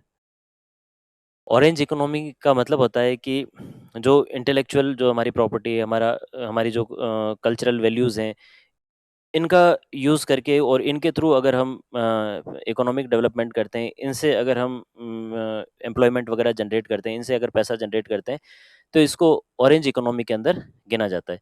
तो सांस्कृतिक विरासत है, रचनात्मक जो सेवाएँ हैं, बौद्धिक संपदा है, इनके प्रयोग के द्वारा अगर हम रोजगार वगैरह और ये डेवलप करते हैं, तो इसको हम ऑरेंज इकोनॉमी के अंदर गिनते हैं। तो ब्लू इकोनॉमी वगैरह ये भी देख लेना कि ब्लू इकोनॉमी का क्या तात्पर्य है। तो वाइट इकोनॉमी, ब्लू इकोनॉमी, वो सारे इसके अंदर जुड़े हुए टर्म्स हो जाएंगे। निम्नलिखित कथनों पर विचार कीजिए। भारतीय आर्थिक समीक्षा 2025-26 के अनुसार जो है इसमें असत्य कथन जो है चुनना है। विश्व बैंक द्वारा जारी private participation infrastructure PPI report 2024 के अनुसार दक्षिण एशिया में निजी अवसंरचना निवेश की 90% हिस्सेदारी के साथ भारत पीपीआई निवेश के मामले में शीर्ष पर है। तो जो पब्लिक प्राइवेट पार्टनरशिप है, उसमें जो भारत का जो रैंक है वो सबसे ऊंचा है साउथ एशिया के अंदर। वर्तमान में 7 भारतीय बंदरगाह विश्व बैंक के कंटेनर पोर्ट परफॉर्मेंस इंडेक्स 2024 के शीर्ष 100 बंदरगाहों में शामिल है। ये भी सही है। कुल नवीकरणीय ऊर्जा तथा संस्थापित ऊर्जा क्षमता के मामले में भारत वैश्विक स्तर पर तीसरे स्थान पर है। तो ये भी सही है। तीनों ही स्टेटमेंट इसमें सही हो जाएंगे। निम्नलिखित कथनों पर विचार कीजिए एवं असत्य कथन चुनिए। नवंबर 2025 तक देश की कुल ऊर्जा उत्पादन क्षमता में जो रिन्यूएबल एनर्जी सोर्सेज है, उनका जो प्रतिशत है वो 49.83% है। तो ये सही है। लगभग 50% के आसपास हम पहुंच गए हैं 2025 तक रिन्यूएबल एनर्जी के अंदर। रेल अवसंरचना के तहत मार्च 2025 तक रेल नेटवर्क 69,439 किलोमीटर तक पहुंच गया। ये भी सही है। भारत में राष्ट्रीय राजमार्ग नेटवर्क दिसंबर 2026 तक 1,46,572 किलोमीटर फैला हुआ है। ये भी सही है। तीनों ही स्टेटमेंट इसके अंदर से जो हो जाएंगे। तो तीनों ही फैक्चुअल है, इनको इनको साथ के साथ याद भी कर लो ताकि आगे एग्जाम में एज इट इज काम आ जाएंगे। निम्नलिखित में से किन्हें विस्तारवादी राजकोषीय नीति के उपाय के रूप में जाना जाता है? मौद्रिक नीति और राजकोषीय नीति, दो नीतियां होगी। राजकोषीय नीति किससे संबंधित है? सरकार से संबंधित है। यानी बाजार में मनी की अवेलेबिलिटी के लिए, करेंसी सर्कुलेशन को बढ़ाने के लिए सरकार के द्वारा किए गए प्रयासों की बात की जा रही है। सरकार के प्रयास कैसे हो सकते हैं कि जैसे टैक्सेस की रेट को कम करना, या फिर जो है सरकार अपने एक्सपेंडिचर्स बढ़ा दे। इनके माध्यम से अगर सरकार बाजार में पैसा बढ़ाती है, तो ये किसके अंदर गिना जाता है? राजकोषीय नीति के अंदर। और मॉनेटरी मेजर्स इसके आरबीआई के हमने पहले देखे ही हैं, तो मॉनेटरी मेजर्स जो हैं वो राजकोषीय नीति, मौद्रिक नीति में आते हैं। तो जीएसटी की दर में जब कमी की जाती है, तो ऐसे में जो है बाजार के अंदर जो सामान जो है वो सस्ते हो जाएंगे और मार्केट के अंदर एक्टिविटी बढ़ेगी। विस्तारवादी नीति जो है वो इसके अंदर गिना जाएगा। तो टैक्सेस की दर को कम करना, ये सही है। पूंजीगत व्यय में वृद्धि, सरकार अगर इन्वेस्टमेंट करे तो उससे बाजार के अंदर मनी सर्कुलेशन बढ़ेगा, तो उससे भी बाजार में डिमांड क्रिएट होती है। तो ये दोनों सही है। रेपो दर में कमी, इससे भी बाजार के अंदर मनी सर्कुलेशन तो बढ़ता है, लेकिन ये राजकोषीय नीति नहीं है, ये क्या है? मौद्रिक नीति है ना, ये थोड़ा टेक्निकल है। वैसे यूँ देखा जाए तो विस्तारवादी नीति अगर देखा जाए तो सही है, लेकिन वहाँ पूछा सिर्फ राजकोषीय नीति, तो राजकोषीय नीति का पार्ट नहीं, ये किसका पार्ट है? मौद्रिक नीति का पार्ट है। तो ये मॉनेटरी पॉलिसी का पार्ट है, तो ये मॉनेटरी पॉलिसी के अंदर आएगा, ना कि राजकोषीय नीति के अंदर। तो सी इसका जो ऑप्शन सही हो जाए गलत हो जाएगा। ए और बी जो ऑप्शन इसमें सही है। राजकोषीय उत्तरदायित्व एवं बजट प्रबंधन अधिनियम 2003 के संबंध में निम्नलिखित कथनों पर विचार कीजिए। तो एफआरबीएम एक्ट के तहत सरकार पर एक जिम्मेदारी डाली गई कि सरकार अपने रेवेन्यू डेफिसिट्स को जो है वो ज़ीरो करे, और जीडीपी के कंपैरिजन में जो सरकार का जो फिस्कल डेफिसिट है उसको 3% के आसपास तक लेकर आए। और ज़ीरो करने की बात नहीं की उसमें, जो फिस्कल डेफिसिट है उसको 3% के आसपास तक लेकर आना। तो इसका मेन ऑब्जेक्टिव जो था वो था राजकोषीय प्रबंधन में अंतरपीढ़ीगत समानता सुनिश्चित करना। यानी कि जो वर्तमान में सरकारें ऋण ले रही है, इसका जो आगे बर्डन है वो आने वाली जनरेशन पे ट्रांसफ़र ना हो, तो उसके लिए एक फाइनेंशियल डिसिप्लिन बनना चाहिए कि डेट जीडीपी रेशियो है वो प्रॉपर्ली मैनेज किया जाना चाहिए, सारी चीज़ें जो है इसमें सुझाएगी, तो ये सही है। सरकार को राजकोषीय घाटे को पूर्णतः समाप्त करने के लिए बाध्य करता है ना, राजकोषीय घाटा फिस्कल डेफिसिट पूर्णतः समाप्त नहीं करना, कितना लेकर आना है 3% तक जो है फिस्कल डेफिसिट लेकर आना, जबकि अभी तक तो हम अभी 2026-27 में हमने 4.3% का जो है टारगेट रखा उसको कम करने के लिए, तो अभी तक उसको अचीव नहीं कर पाए 3% को भी। ये सभी परिस्थितियों में केंद्र सरकार को भारतीय रिज़र्व बैंक से उधार लेने से पूर्णतः प्रतिबंधित करता है ना। भारतीय रिज़र्व बैंक से अगर शॉर्ट टर्म के लिए वेज एंड मीन्स एडवांस के तहत अगर सरकार को पैसे चाहिए कुछ समय के लिए तो सरकार ले सकती है, तो ये प्रतिबंधित नहीं करता। वेज एंड मीन्स एडवांस के तहत सरकारें आरबीआई से पैसा ले सकती है कम समय के लिए। तो केवल एक स्टेटमेंट इसका सही है, ए वाला स्टेटमेंट इसका सही है। सरकारी बजट में पूंजीगत प्राप्तियों के घटकों में निम्न में से कौन-सा शामिल है? तो अब तो हमने इसको कई बार डिस्कस कर लिया। पूंजीगत प्राप्तियाँ यानी ऐसी रिसिप्ट्स जिनसे या तो एसेट क्रिएट हुई है या लायबिलिटी कम हुई, चेक कर लेते हैं। ऋणों की वसूली कर ली, सरकार ने दिया हुआ ऋण वापस ले लिया तो यानी एसेट कम हो गई, तो ये किस में गिना जाएगा? पूंजीगत प्राप्ति में गिना जाएगा, तो ये सही है बिल्कुल। सरकार द्वारा उधार लेना, सरकार ने उधार लिया तो यानी कि लायबिलिटी बढ़ गई। लायबिलिटी बढ़ गई है, तो ये भी किस में आ जाएगा? अपने पूंजीगत प्राप्तियों के अंदर आ जाएगा। आयकर संग्रह, तो ये रेवेन्यू रिसिप्ट है, आयकर अगले साल फिर मिल जाएगा सरकार से, पर लायबिलिटी थोड़ी क्रिएट होती। सरकार ने इनकम टैक्स लिया, उसके बदले में सरकार को वापस आगे थोड़ी चुकाना है इनकम टैक्स। हमने पैसा टैक्स पे कर दिया, उसके बाद बस भूल जाओ, वापस हमें वापस नहीं मिलेगा। विनिवेश करना, तो इससे क्या होता है? सरकार की एसेट कम होती। तो एसेट कम होती है, इसको भी हम किस में गिनते हैं? पूंजीगत प्राप्ति के अंदर गिनते हैं। तो डी, बी, ए ये तीनों ऑप्शन जो है वो सही हो जाएँगे। तो विनिवेश यानी सरकार ने अपनी जो संपत्ति बेची है, तो इससे क्या हो गया? सरकार की संपत्ति कम हो गई, एसेट कम हो गई। निम्नलिखित में से कौन-सा उपाय भारत सरकार के राजकोषीय घाटे को सीधे बढ़ाएगा? राजकोषीय घाटा जो है वो कैसे बढ़ेगा? जब सरकार के खर्चे बढ़ेंगे। सब्सिडी में वृद्धि होते ही सबसे पहले क्या होगा? सरकार का खर्चा बढ़ जाएगा। कर उछाल में वृद्धि, टैक्स बायोंसी की अगर हम बात करें, कर उछाल में वृद्धि मतलब तो जीडीपी के कंपैरिजन में सरकार की जो टैक्स प्राप्ति है वो बढ़नी, यानी जीडीपी कम बढ़ी फिर भी सरकार का टैक्स बढ़ गया, तो इससे तो सरकार की इनकम बढ़ी, तो इससे सरकार का घाटा नहीं बढ़ेगा। तो इससे सरकार की इनकम नहीं बढ़ती है, मतलब जो घटती नहीं है, सरकार की इनकम उल्टे बढ़ जाती है, तो ये इसमें जो है घाटा नहीं बढ़ाएगा, इससे तो घाटा कम होगा। विनिवेश से प्राप्तियाँ, विनिवेश से प्राप्ति जो है सरकार पर किसी तरह की कोई लायबिलिटी क्रिएट नहीं करती, उधार क्रिएट नहीं होता है। तो विनिवेश वाला पैसा तो हम वैसे भी राजकोषीय घाटे से हटाते हैं, तो ये भी इसमें इंक्लूड नहीं होगा, सिर्फ़ ए वाला ऑप्शन जो है ये सही है। तो विनिवेश से प्राप्तियाँ, तो बस सीधा-सा आपने ये देखना है कि राजकोषीय घाटा मतलब सरकार को उधार लेने की नौबत आ रही है और साल भर में कितना उधार लिया वो अपना राजकोषीय घाटा है। ठीक है ना? तो विनिवेश में उधार नहीं लिया जा रहा था इसलिए विनिवेश भी इसमें इंक्लूड नहीं होगा। निम्नलिखित में से कौन-सा विकल्प प्रतिचक्रीय राजकोषीय नीति, प्रतिचक्रीय मतलब जैसे अभी मंदी की कंडीशन चल रही है, मंदी की कंडीशन में अगर सरकार खर्चे बढ़ाती है, तो ये एक तरह से एंटी साइक्लिक जो है मेजर हो गया। तेजी की कंडीशन है, बाजार में बहुत मनी सर्कुलेशन हो रहा है, तो ऐसे में सरकार मार्केट से अगर पैसा खींचने की कोशिश करती है, मार्केट में एक्टिविटीज़ को जो है वो कम करने की कोशिश करती है, तो उसको एंटी साइक्लिक हम कहते हैं। तो मुद्रास्फीति अगर इन्फ्लेशन की कंडीशन है, मुद्रास्फीति की कंडीशन है, तो ऐसे में सरकार करों में कमी करती है। तो जो इन्फ्लेशन की कंडीशन के अंदर सरकार के द्वारा करों की जो है कमी करना, तो इसको जो है हम एंटी साइक्लिक जो है वो निम्नलिखित में से कौन-सा प्रतिचक्रीय राजकोषीय नीति जो है इसमें जो गिना जाता है। तो इसमें करों में कमी करना इसको हम वैसे एंटी साइक्लिक के अंदर जो है वे गिनते हैं वैसे, तो इसको ऑप्शन को एक बार वापस चेक करना पड़ेगा। सरकार या तो अपने खर्चे सरकार अपने खर्चे बढ़ाती है, टैक्सेस वगैरह कम करती है, तो इसको हम एंटी साइक्लिक के अंदर ही वैसे गिनते हैं। तो मंदी के दौरान सरकारी व्यय में वृद्धि करना, तो जब मंदी है और ऐसे में जो है सरकार अगर अपने खर्चे बढ़ाती है, तो इसको सीधा-सीधा हम उल्टा मेजर ही मानते हैं कि भाई बाज़ार तो नीचे की ओर जा रहा है, सरकार उसमें पैसे खर्च जो है कर रही है, तो इसको हम एंटी साइक्लिक जो है मेजर इसको मानते हैं। हर समय संतुलित बजट बनाए रखना, तो हर समय संतुलित बजट बनाए रखना तो ये सीधा-सीधा जो है ये संभव ही नहीं है। आर्थिक परिस्थितियों की परवाह किए बिना ऋण वृद्धि, तो ऋण वृद्धि जो है इसको हम सरकार के राजकोषीय जो है नीति के इसमें हम नहीं गिनेंगे। आर्थिक परिस्थितियों की परवाह किए बिना, तो ये वैसे ही जो है ऑटोमेटिक आउट रूल्ड हो जाएगा। इन दोनों में जो है थोड़ा-सा एक बार वापस इसको चेक करना पड़ेगा कि मुद्रास्फीति जब होती है, इन्फ्लेशन की जब कंडीशन होती है, तो इसमें करों में कमी की जाती है, सरकार के द्वारा कर जो है वो कम किए जाते हैं। एक तरफ तो तेज़ी बढ़ रही है मार्केट में और सरकार कम कर रही है, तो ये दोनों ही वैसे इसके ऑप्शन सही होने चाहिए।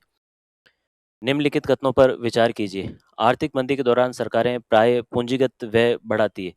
इकोनॉमिक अगर स्लो डाउन है, रिसेशन की जो है कंडीशन है, तो ऐसे में सरकार जो है अपने कैपिटल एक्सपेंडिचर को बढ़ाती है। बिल्कुल सही है, मार्केट में सरकार खर्चे करेगी, तो उससे बाज़ार के अंदर फिर से इकोनॉमिक एक्टिविटीज़ बढ़ेगी। पूंजीगत व्यय का गुणक प्रभाव यानी उसका जो मल्टीप्लायर इफ़ेक्ट है, आगे से आगे उसके जो फ़ायदे हैं वो ज़्यादा होते हैं, इसलिए इसको सही माना जाता है। रेवेन्यू एक्सपेंडिचर की बजाय जो कैपिटल एक्सपेंडिचर वो ज़्यादा सही माने जाते हैं, जैसे इंफ्रास्ट्रक्चर बनाना, फैक्ट्रीज़ वगैरह बनाना, उनसे निवेश करके और हमेशा के लिए आगे रोज़गार वगैरह बढ़ाना, इसको हम जो है सही मेजर मानते हैं।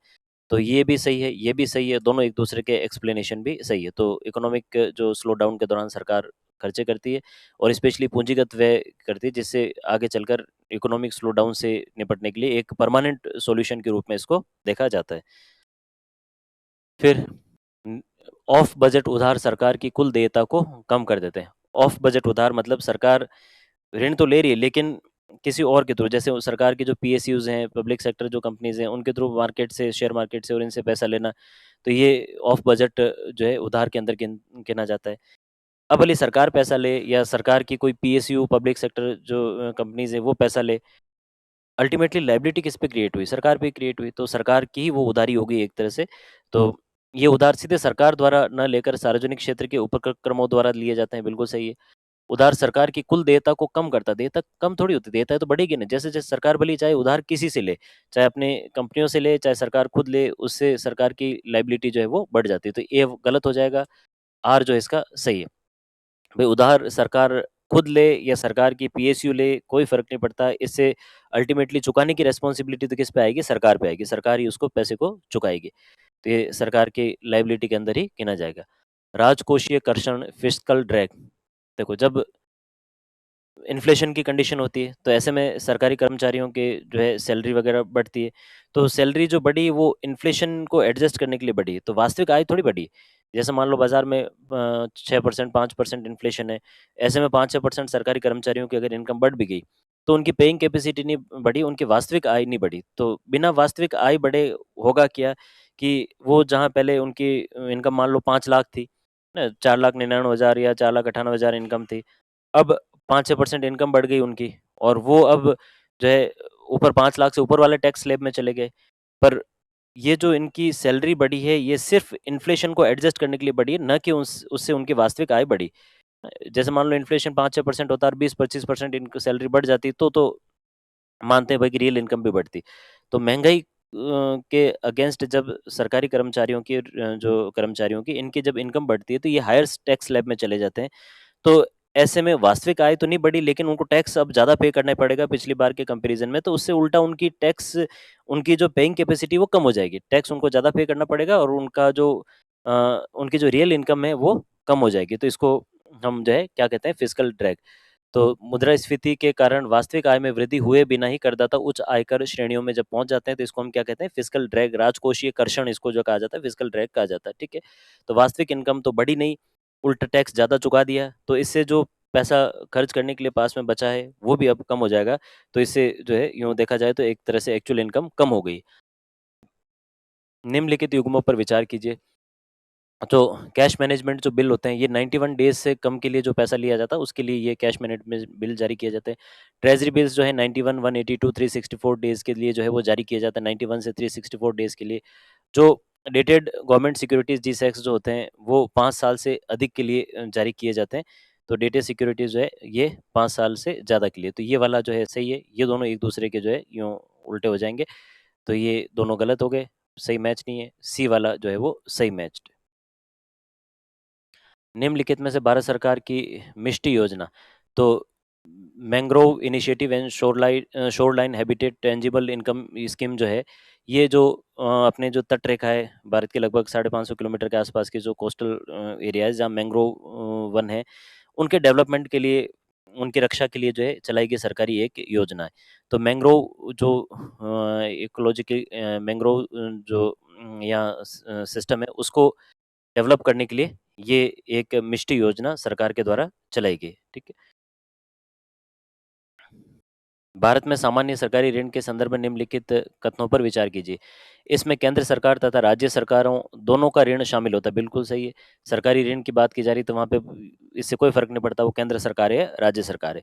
भारत के सामान्य सरकारी ऋण का अधिकांश भाग विदेशी मुद्राओं में मूल्यांकित होता है ना, विदेशी मुद्रा में मूल्यांकित नहीं होता, सरकारी ऋण है तो उसको हम रुपए में ही अंकित करते हैं, तो ये वाला स्टेटमेंट अपना हो जाएगा गलत। एफआरबीएम समीक्षा समिति जो एनके सिंह जी की अध्यक्षता में जो बनी थी उसने टैक्स जीडीपी रेशियो जो है वो 60% रखने के लिए कहा, स्पेशली जो सेंटर और स्टेट का है वो भी डिफाइन किया हुआ है कि 40:20 होना चाहिए, कि केंद्र सरकार का 40% और राज्य सरकार का 20% होना चाहिए, और टोटल टैक्स जीडीपी रेशियो कितना होना चाहिए, 60% जो है, इससे ज़्यादा नहीं होना चाहिए। हालांकि अब तो टारगेट रखा गया है कि इसको 50% तक लाएंगे 2031 तक, और 50% प्लस माइनस 1% जो है वो किया जा सकता है कि इसको धीरे धीरे जो है कम करके और 50% तक लाने की बात की जा रही है। तो ए और सी इसके दोनों सही स्टेटमेंट हो जाएंगे और ये वाला स्टेटमेंट इसका गलत हो जाएगा। मौद्रिक नीति समिति मॉनेटरी पॉलिसी कमेटी के संदर्भ में निम्नलिखित कथनों पर विचार कीजिए। उर्जित पटेल कमेटी की रिकमेंडेशन पर बनी थी ये। इसका गठन केंद्रीय सरकार द्वारा बैंकिंग विनियमन अधिनियम नियम जो है 1949 के अंतर्गत किया गया। एमपीसी जो है वो आरबीआई एक्ट 1934 के तहत जो है वो बनाई गई, और इसमें टोटल 6 मेंबर्स होते हैं। 3 भारत सरकार के द्वारा जो नॉमिनेटेड होते हैं, और 3 आरबीआई के जो है वो सदस्य होते हैं। आरबीआई के गवर्नर, आरबीआई के डिप्टी गवर्नर और एग्जीक्यूटिव डायरेक्टर इसके अंदर जो है वो शामिल होते हैं। तो ये वाला स्टेटमेंट अपने सही है, ये वाला स्टेटमेंट अपने गलत है। एमपीसी के निर्णय सर्वसम्मति से लिए जाते हैं, नहीं बहुमत से लिए जाते हैं, सर्वसम्मति से नहीं लिए जाते हैं। और अगर मान लो बराबरी की स्थिति हो जाए तो आरबीआई के गवर्नर के पास एक कास्टिंग वोट होता है, तो वो उससे निर्णय लिया जा सकता है। एमपीसी और जो कोरम है वो 4 सदस्यों का रखा गया है, मिनिमम 4 सदस्य होते हैं तो ही जो है मीटिंग होती है। एमपीसी द्वारा नीतिगत ब्याज दरों पर लिए गए निर्णय आरबीआई द्वारा बाध्यकारी होते हैं, बिल्कुल आरबीआई पे जो है ये बाध्यकारी हैं। आरबीआई को जो है जो रेपो रेट एमपीसी डिसाइड करेगी उनको आरबीआई को मानना होता है। तो डी और ए जो है बी, ये दोनों स्टेटमेंट अपने सही है, ये दोनों स्टेटमेंट अपने गलत है, 2 स्टेटमेंट सही हो गए। निम्नलिखित चरणों पर विचार कीजिए। रेपो रेट में वृद्धि हुई, नगद आरक्षित अनुपात सीआरआर में वृद्धि, सरकारी प्रतिभूतियों की बिक्री। यदि आरबीआई विस्तारवादी मौद्रिक नीति अपनाता है तो इनमें से कौन कौन से कदम उठाएंगे। तो अब तक तो ये इतनी देर में हमने कई बार इसको डिस्कस कर लिया, समझ में आ ही गया होगा कि आरबीआई विस्तारवादी मौद्रिक नीति अपना रहा है, तो इसका मतलब यहाँ ये कहा जा रहा है कि बाजार के अंदर मनी की सर्कुलेशन को बढ़ाया जा रहा है। मनी की सर्कुलेशन बढ़ाने के लिए जितनी भी जो रेट्स हैं इनको कम करनी पड़ेगी, तभी तो बाजार में पैसा बढ़ेगा। रेपो रेट कम होगी तो मार्केट में पैसा ज़्यादा जाएगा, सीआरआर कम होगी तो मार्केट में पैसा ज़्यादा जाएगा, एसएलआर कम तो मार्केट में पैसा ज़्यादा जाएगा। तो रेपो दर में वृद्धि होगी तो उससे क्या होगा, यहाँ पर मार्केट में पैसा उल्टा कम हो जाएगा, तो विस्तारवादी नहीं होगी, ये संकुचित नीति हो जाएगी। सीआरआर में वृद्धि, इससे भी क्या होगा, मार्केट में पैसा, सीआरआर कैश रिजर्व रेशियो, यानी कि बैंकों का वो पैसा जो आरबीआई के पास रखेगा, तो अगर वो बढ़ गया तो मार्केट से पैसा कहाँ चला गया, आरबीआई के पास चला गया, तो ये भी एक तरह से जो बाजार में पैसे को कम कर देगा। तो सरकारी प्रतिभूतियों की बिक्री, आरबीआई ने अगर गवर्नमेंट सिक्योरिटीज बेची है तो बाजार में क्या चली गई, सिक्योरिटीज बाजार से क्या गायब हो गया, पैसा। तो पैसा बाजार से गायब हो गया, तो गवर्नमेंट सिक्योरिटीज उस समय खरीदी जाती है जब बाजार में पैसा बढ़ा ना हो। तो ये तीनों ही स्टेटमेंट अपने गलत हो जाएंगे, तीनों ही जो स्टेटमेंट सही नहीं है। मंदी या कम मुद्रास्फीति की अवधि में सामान्यतः समायोजी मौद्रिक नीति रुख अपनाया जाता है। तो जब भी मंदी की कंडीशन हो या मुद्रास्फीति कम हो, ऐसे में जो है समायोजी मौद्रिक नीति यानी इंक्लूसिव जो एक जो सब लोगों को साथ में लेकर चलने वाली एक मौद्रिक नीति अपनाई जाती है, जिसमें ज़्यादा से ज़्यादा पैसा बाजार में अवेलेबल करवाया जाता है। तो ये स्टेटमेंट बिल्कुल सही है। कम आर्थिक वृद्धि की अवधि में आरबीआई से अपेक्षा की जाती है कि वो रेपो दर घटाएगा। अभी-अभी हमने देखा कि जब भी बाजार के अंदर मंदी है, तो ऐसे में सारी दरें जो है वो घटाई जाएगी। चाहे सीआरआर हो, चाहे एसएलआर हो, चाहे रेपो रेट हो, चाहे एमएसएफ हो, चाहे बैंक रेट हो, सारी दरें जो है वो घटाई जाएगी। तो ये जो है स्टेटमेंट सही है, ये भी स्टेटमेंट सही है, और ये इसका जो है एक्सप्लेनेशन भी करता है। तो इससे जो है इस दौरान ये रेपो रेट वगैरह कम की जाती है। तो जब मंदी की स्थिति होती है तो यहाँ पर बाजार के अंदर ज़्यादा से ज़्यादा पैसा अवेलेबल कराना होता है। चाहे वो इंडस्ट्रीज़ हो, चाहे वो कंज्यूमर्स हो, सबके लिए जो है पैसा अवेलेबल कराना है। तो ये जो है एक तरह से ये उपाय हो गया। यदि कोई व्यक्ति अपने मांग जमा में से 1 लाख रुपए निकाल कर 1 वर्ष के लिए उसी वाणिज्यिक बैंक में सावधि जमा में जमा कराता है, तो देख लेते हैं, देखिए मनुष्य जो मनी एग्रीगेट्स कौन कौन से। जब पैसा मांग जमा में जमा था तब वो पैसा किस में था, M1 में था। और M3 जो है वो क्या होता है, M1 plus time deposits, M1 plus time deposit. अगर M1 में 1 लाख रुपया जैसे ये पड़ा था इसका, ना ये 1 लाख रुपया कहाँ पड़ा है? M1 में पड़ा है। अब इस पैसे को यहाँ से निकाल कर यहाँ डाल दिया गया, तो क्या इस पर कोई फ़र्क पड़ेगा? कोई फ़र्क नहीं पड़ेगा। लेकिन ये तो कम हो गया ना, M1 तो कम हो गया, लेकिन टोटल जो M3 है उसमें कोई फ़र्क नहीं पड़ेगा। तो M1 का जो 1 लाख रुपया था, अगर ये निकल कर टाइम डिपॉज़िट में आ गया, सावधि जमा में आ गया है, तो ऐसे में M1 तो हो जाएगा कम, लेकिन M3 जो है वो प्रभावित नहीं होगा, क्योंकि M3 में ऑलरेडी जो है ये M1 इंक्लूडेड ही है और ये पैसा 1 लाख पहले से इंक्लूड ही था। अब इधर से हटकर इधर आ गया, बस फ़र्क इतना सारा है। तो M1 में ये पैसा ऑलरेडी इंक्लूडेड है। तो ये जो है M1 घटेगा, जबकि M3 अप्रभावित रहेगा। तो आ गया ये समझ में? तो M1 में जो पैसा है वो क्या-क्या है? कैश डिपॉज़िट्स, लोगों के पास जितने भी कैश हैं, प्लस बैंकों में जितना भी जो है टाइम डिपॉज़िट पड़ा, जो डिमांड डिपॉज़िट्स पड़े हैं, करंट अकाउंट, सेविंग अकाउंट में जो पैसे पड़े हैं, वो सारे किसमें आ जाते हैं? ये M1 के अंदर शामिल होते हैं। भारतीय रिज़र्व बैंक आरबीआई की परिसंपत्तियों में शामिल है। परिसंपत्तियों की बात की जा रही है, एसेट्स की बात की जा रही है। एसेट्स यानी कि आरबीआई के द्वारा दिया गया जैसे लोन है, आरबीआई ने जैसे लोन बाँटे हुए हैं, है ना? ये सारे किसमें आते हैं? एसेट्स के अंदर आते हैं। आरबीआई के पास जैसे सोना पड़ा है, ये आरबीआई के पास कोई ज़मीनें पड़ी हैं, ये सारी आरबीआई के एसेट्स है। तो प्रचलन में मुद्रा, आरबीआई ने जो करेंसी जारी की है, लोगों के पास जो करेंसी है, ये एक तरह से आरबीआई के ऊपर लायबिलिटी है कि लोगों को उस करेंसी की वैल्यू जो है चुकाने का जो वादा है वो किसने किया हुआ? आरबीआई ने किया हुआ है। तो बाज़ार में जो चल रही करेंसी है वो आरबीआई की एसेट नहीं है, वो आरबीआई का एक लायबिलिटी है। उसको हम लायबिलिटी के रूप में जानेंगे, ना कि एसेट के रूप में। केंद्र सरकार की जमाएँ, आरबीआई के पास केंद्र सरकार की जितनी भी जमाएँ पड़ी, तो वो वापस माँगने पर देनी पड़ेगी ना केंद्र सरकार को, तो वो जमाएँ जो है वो क्या हो गई? एक तरह से लायबिलिटी। आपका दिया हुआ पैसा जो है वो है एसेट, आपके पास जो जमा पैसा है वो है लायबिलिटी। तो आरबीआई के पास जो जमा है वो है लायबिलिटी, तो ये एसेट नहीं है, ये भी एसेट नहीं है। बैंकों को दिए गए ऋण एवं अग्रिम, ये हो गया लायबिलिटी, ये सॉरी एसेट। ये जो पैसा बैंकों को दिया हुआ है या किसी को भी जो है सर आरबीआई ने ऋण दिया है, ये क्या हो गया? एक तरह से एसेट हो गया। बैंकों के जो आरबीआई के पास जो सोना पड़ा है, आरबीआई ने अपने पास जो सोना रखा हुआ है, तो सोना उसकी एसेट है। जब चाहे उसको बेचकर जो उससे पैसा लिया जा सकता है, कैश लिया जा सकता है, तो सोना भी जो एसेट हो गया। अमेरिकी ट्रेज़री बॉन्ड में निवेश, निवेश किया हुआ है यानी आरबीआई ने पैसा लगाया हुआ है, तो कल को जब भी चाहिए वो पैसा वापस लिया जा सकता है, तो ये भी क्या हो गया? एसेट। तो सी, डी और ई ये तीनों जो है वो आरबीआई के एसेट्स हो गए, ये दोनों क्या हो गया? लायबिलिटी हो गई। तो एसेट्स और लायबिलिटी में एक फ़र्क हमें ध्यान रखना है। बाजार स्थिरीकरण योजना का जो उद्देश्य है, तो ये 2004 के अंदर, अप्रैल 2004 के अंदर सरकार, ये जो आरबीआई के द्वारा एक योजना लाई गई कि मार्केट में जो एडिशनल लिक्विडिटी है उसको एब्ज़ॉर्ब करने के लिए एक उपाय था कि शॉर्ट टर्म के लिए गवर्नमेंट सिक्योरिटीज़ जारी करके और बाज़ार से पैसा लिया जाएगा और उस पैसे का सरकार यूज़ नहीं करेगी। सरकार के द्वारा वो जो पैसा है वो यूज़ नहीं किया जाता और जब भी बाज़ार के अंदर वापस स्थिति सामान्य हो जाती है, तो सिक्योरिटीज़ जो है वापस जो है खरीद ली जाती है, पैसा वापस पंप कर दिया जाता है। तो एक तरह से लिक्विडिटी को कंट्रोल करने के लिए, बाज़ार में अतिरिक्त तरलता है उसको सोखने के लिए ये किया गया एक उपाय था, जो मार्केट स्टेबलाइज़ेशन स्कीम है, ये 2004 वाली, ये बाज़ार में तरलता को या बैंकिंग प्रणाली के अंदर अतिरिक्त तरलता को जो है प्रबंधन करने का एक उपाय था। तो एक्सेस लिक्विडिटी है मार्केट में, उसको सोखने का जो है ये एक उपाय है।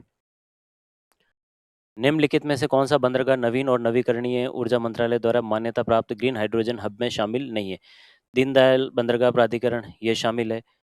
वीओ चिदम्बरम नार बंदरगाह जो है ये प्राधिकरण शामिल है। पारादीप भी वैसे शामिल है और जेएनपीटी जो है उसके अंदर शामिल नहीं है। तो ये इसके अंदर इंक्लूड नहीं है ना, ये हटा देना। तो जवाहरलाल नेहरू पोर्ट अथॉरिटी जो है, जो पहले जेएनपीटी था, तो जे जब ये इसके अंदर शामिल नहीं है। ठीक है? तो ये इसका ऑप्शन हो जाएगा अपने 4।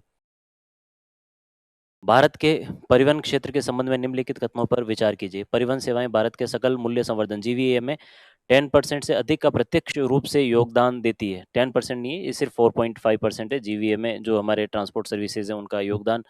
भारत विश्व में दूसरे सबसे बड़े घरेलू विमानन बाज़ार के रूप में स्थान रखता है। दूसरा नहीं है, 3rd रैंक है भारत का जो एविएशन सेक्टर है उसमें भारत का।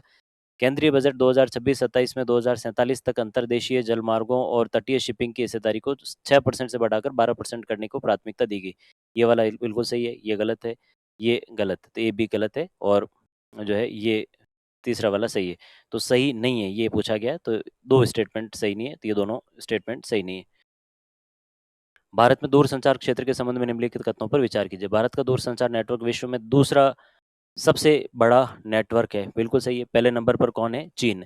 तो फर्स्ट पे चाइना है, सेकंड नंबर पे जो है भारत दूसरा सबसे बड़ा नेटवर्क है। भारत का राष्ट्रीय टेली डेंसिटी जो है अपना 100% से अधिक है। नहीं, अपना जो टेली डेंसिटी है वो 86 से 88% के बीच में टेली डेंसिटी है। उसमें भी गाँव में जो टेली डेंसिटी वो कम है, शहरों में जो टेली डेंसिटी वो ज़्यादा है। विमानन क्षेत्र की तरह दूरसंचार क्षेत्र की विशेषता भी द्वैधिकार है, यानी कि ड्यूओपोली या दो ही कंपनियों का किसी सेक्टर में जब अधिकार होता है तो उसको हम द्वैधिकार या डुओपोली जो है वो कहते हैं। तो विमानन क्षेत्र में भी दो ही कंपनियां, इंडिगो और एयर इंडिया देखो तो इनके अलावा और ठीक है, बस यूँ चलने के लिए चल रही है। ठीक उसी तरह से दूरसंचार क्षेत्र के अंदर अपने एयरटेल और जियो जैसे दो कंपनियां होगी, इन दोनों का ही अधिकार है। तो ये वाला स्टेटमेंट सही है, तो ये गलत है और ये सही है। तो दो स्टेटमेंट जो है वो सही है। तो ए और सी स्टेटमेंट अपने सही हो गया, ये एक स्टेटमेंट गलत हो गया। भारत नेट परियोजना के संबंध में निम्नलिखित में से कौन सा कथन सही नहीं है? ये विश्व का सबसे बड़ा ग्रामीण ब्रॉडबैंड कनेक्टिविटी कार्यक्रम है। बिल्कुल, सारी पंचायतों को ब्रॉडबैंड के माध्यम से कनेक्ट करने की जो ये बहुत बड़ी स्कीम है। इस परियोजना को पीपीपी मॉडल के माध्यम से निष्पादित किया जा रहा है। बिल्कुल सही है। इसे मुख्य रूप से डिजिटल भारत निधि के माध्यम से जो वित्त पोषित किया जा रहा है। ये भी सही है। ये परियोजना विशेष रूप से उपग्रह इंटरनेट पर निर्भर है और ऑप्टिकल फाइबर केबल का उपयोग नहीं करती है। मेनली ऑप्टिकल फाइबर केबल पर ओएफसी पर बेस्ड ही योजना है। और ऐसे कोई क्षेत्र जो बहुत दूर दराज के क्षेत्र है जहाँ ये फाइबर केबल पहुंचाना संभव नहीं है, वहाँ ये एक विकल्प के तौर पर जो उपग्रह सेवा है वो ली जा सकती है। बाकी ऑप्टिकल फाइबर पर बेस्ड है पूरी तरह से योजना। गांव गांव में लाइनें बिछ रही है सब जगह। केंद्रीय बजट 2026-27 में उनके योगदान के आधार पर राजस्व के निम्नलिखित स्रोतों को अवरोही क्रम में व्यवस्थित कीजिए। तो सबसे पहले आयकर, उधार और अन्य देनदारियां, निगम कर, हम इनके परसेंटेज देख लेते हैं लगभग कितना है। तो 24% के आसपास जो है उधार और अन्य देनदारियां हो गया। आयकर जो है 21% हो गया, निगम कर 18% हो गया, जीएसटी और अन्य जो है 15% हो गया। अब इनको अरेंज कर लो। सबसे ज़्यादा जो है पैसा कहाँ से आ रहा है? उधार और जो दूसरी लाइबिलिटीज़ हैं उनसे पैसा आ रहा है। निम्नलिखित कथनों पर विचार कीजिए। वित्त वर्ष 2026-27 से भारत सरकार अपने राजकोषीय समेकन के आधार को राजकोषीय घाटे के स्थान पर ऋण जीडीपी अनुपात पर स्थानांतरित कर देगी। तो ये बिल्कुल सही है। डेट जीडीपी रेशियो के आधार पर जो राजकोषीय घाटे की जगह अब हम जो अपनी इकोनॉमी को डेट जीडीपी रेशियो से जो है प्रेजेंट करने वाले हैं। और लक्ष्य ये रखा गया है कि डेट जीडीपी रेशियो जो है वो 50% तक लाया जाएगा और 2031 तक इसको 50% प्लस माइनस 1% हो सकता है, वहाँ तक जो है वो लाया जाएगा। तो अंतर्राष्ट्रीय मुद्रा कोष वित्तीय सहायता प्राप्त करने के लिए देशों को ऋण जीडीपी अनुपात 50% से नीचे रखने के अनिवार्य निर्देश देता है। इस तरह का कोई रिस्ट्रिक्शन नहीं है। हालांकि जो आईएमएफ के रूल्स हैं काफ़ी सख्त होते हैं, पर ऐसा कोई नहीं है कि डेट जीडीपी रेशियो जो है 50% से नीचे ही होना चाहिए। हालाँकि इंटरनेशनल लेवल पर सभी जगह पर डेट जीडीपी रेशियो जो है उसी में हम अर्थव्यवस्था का आकलन करते हैं, जबकि भारत में पहले सिर्फ राजकोषीय घाटे में करते थे। तो इसमें आर तो अपने हो गया गलत, ए हो गया सही। तो ये स्टेटमेंट जो है एक सही है, एक गलत है। बजट 2026-27 में घोषित समर्थ 2 का मुख्य उद्देश्य, तो इसका जो है मेन टेक्सटाइल क्षेत्र के अंदर कार्य कौशल को बढ़ाना और रोजगार के अवसर जो है उत्पन्न करना, ज़्यादा से ज़्यादा स्किल डेवलपमेंट के प्रोग्राम वगैरह चलाना, ये उद्देश्य है ताकि टेक्सटाइल सेक्टर में जो है हम लार्ज स्केल पे डेवलपमेंट कर सके। तो वस्त्र क्षेत्र में कार्यबल का कौशल विकास करना, जो टेक्सटाइल इंडस्ट्री है उसमें जो स्किल्ड लेबर है उसको बढ़ाना, साथ ही साथ रोजगार के अवसर उत्पन्न करना, ये इस समर्थ टू का मेन उद्देश्य है। तो समर्थ टू योजना जो टेक्सटाइल इंडस्ट्री के लिए एक योजना है। समर्पित रेयर अर्थ कॉरिडोर की घोषणा की गई 2026-27 में किन राज्यों से रिलेटेड है ये ओडिशा, आंध्र प्रदेश, तमिलनाडु और केरल। तो ये जो है इसके अंदर ये जो ऑप्शन है वो सही होना चाहिए। तो ओडिशा, आंध्र प्रदेश, तमिलनाडु और केरल, तो ये वाला नहीं, ये वाला आंसर जो है सही है फर्स्ट। ये चारों राज्यों के अंदर ये डेडिकेटेड रेयर अर्थ कॉरिडोर जो है वो बनाया जा रहा है, कि जिसके तहत जो रेयर अर्थ मिनरल्स हैं उनके लिए रिसर्च करना और उनके प्रोसेसिंग वगैरह के जो प्रोसेस हैं उनको बढ़ावा देना, ये सारा उद्देश्य रखा गया। भाई अभी ज़्यादातर अपने सारा इम्पोर्ट ही हो रहा है। लगभग 70-80% के आसपास हम चाइना से और यहीं से इंपोर्ट कर रहे हैं रेयर अर्थ मिनरल्स जो है, तो उसको अब आत्मनिर्भर बनने की उसमें कोशिश की जा रही है। केंद्रीय बजट 2026-27 के संदर्भ में निम्नलिखित कथनों पर विचार कीजिए। इसमें प्रमुख शहरों को जोड़ने वाले 10 हाई स्पीड रेल कॉरिडोर का जो है वो प्रस्ताव रखा गया।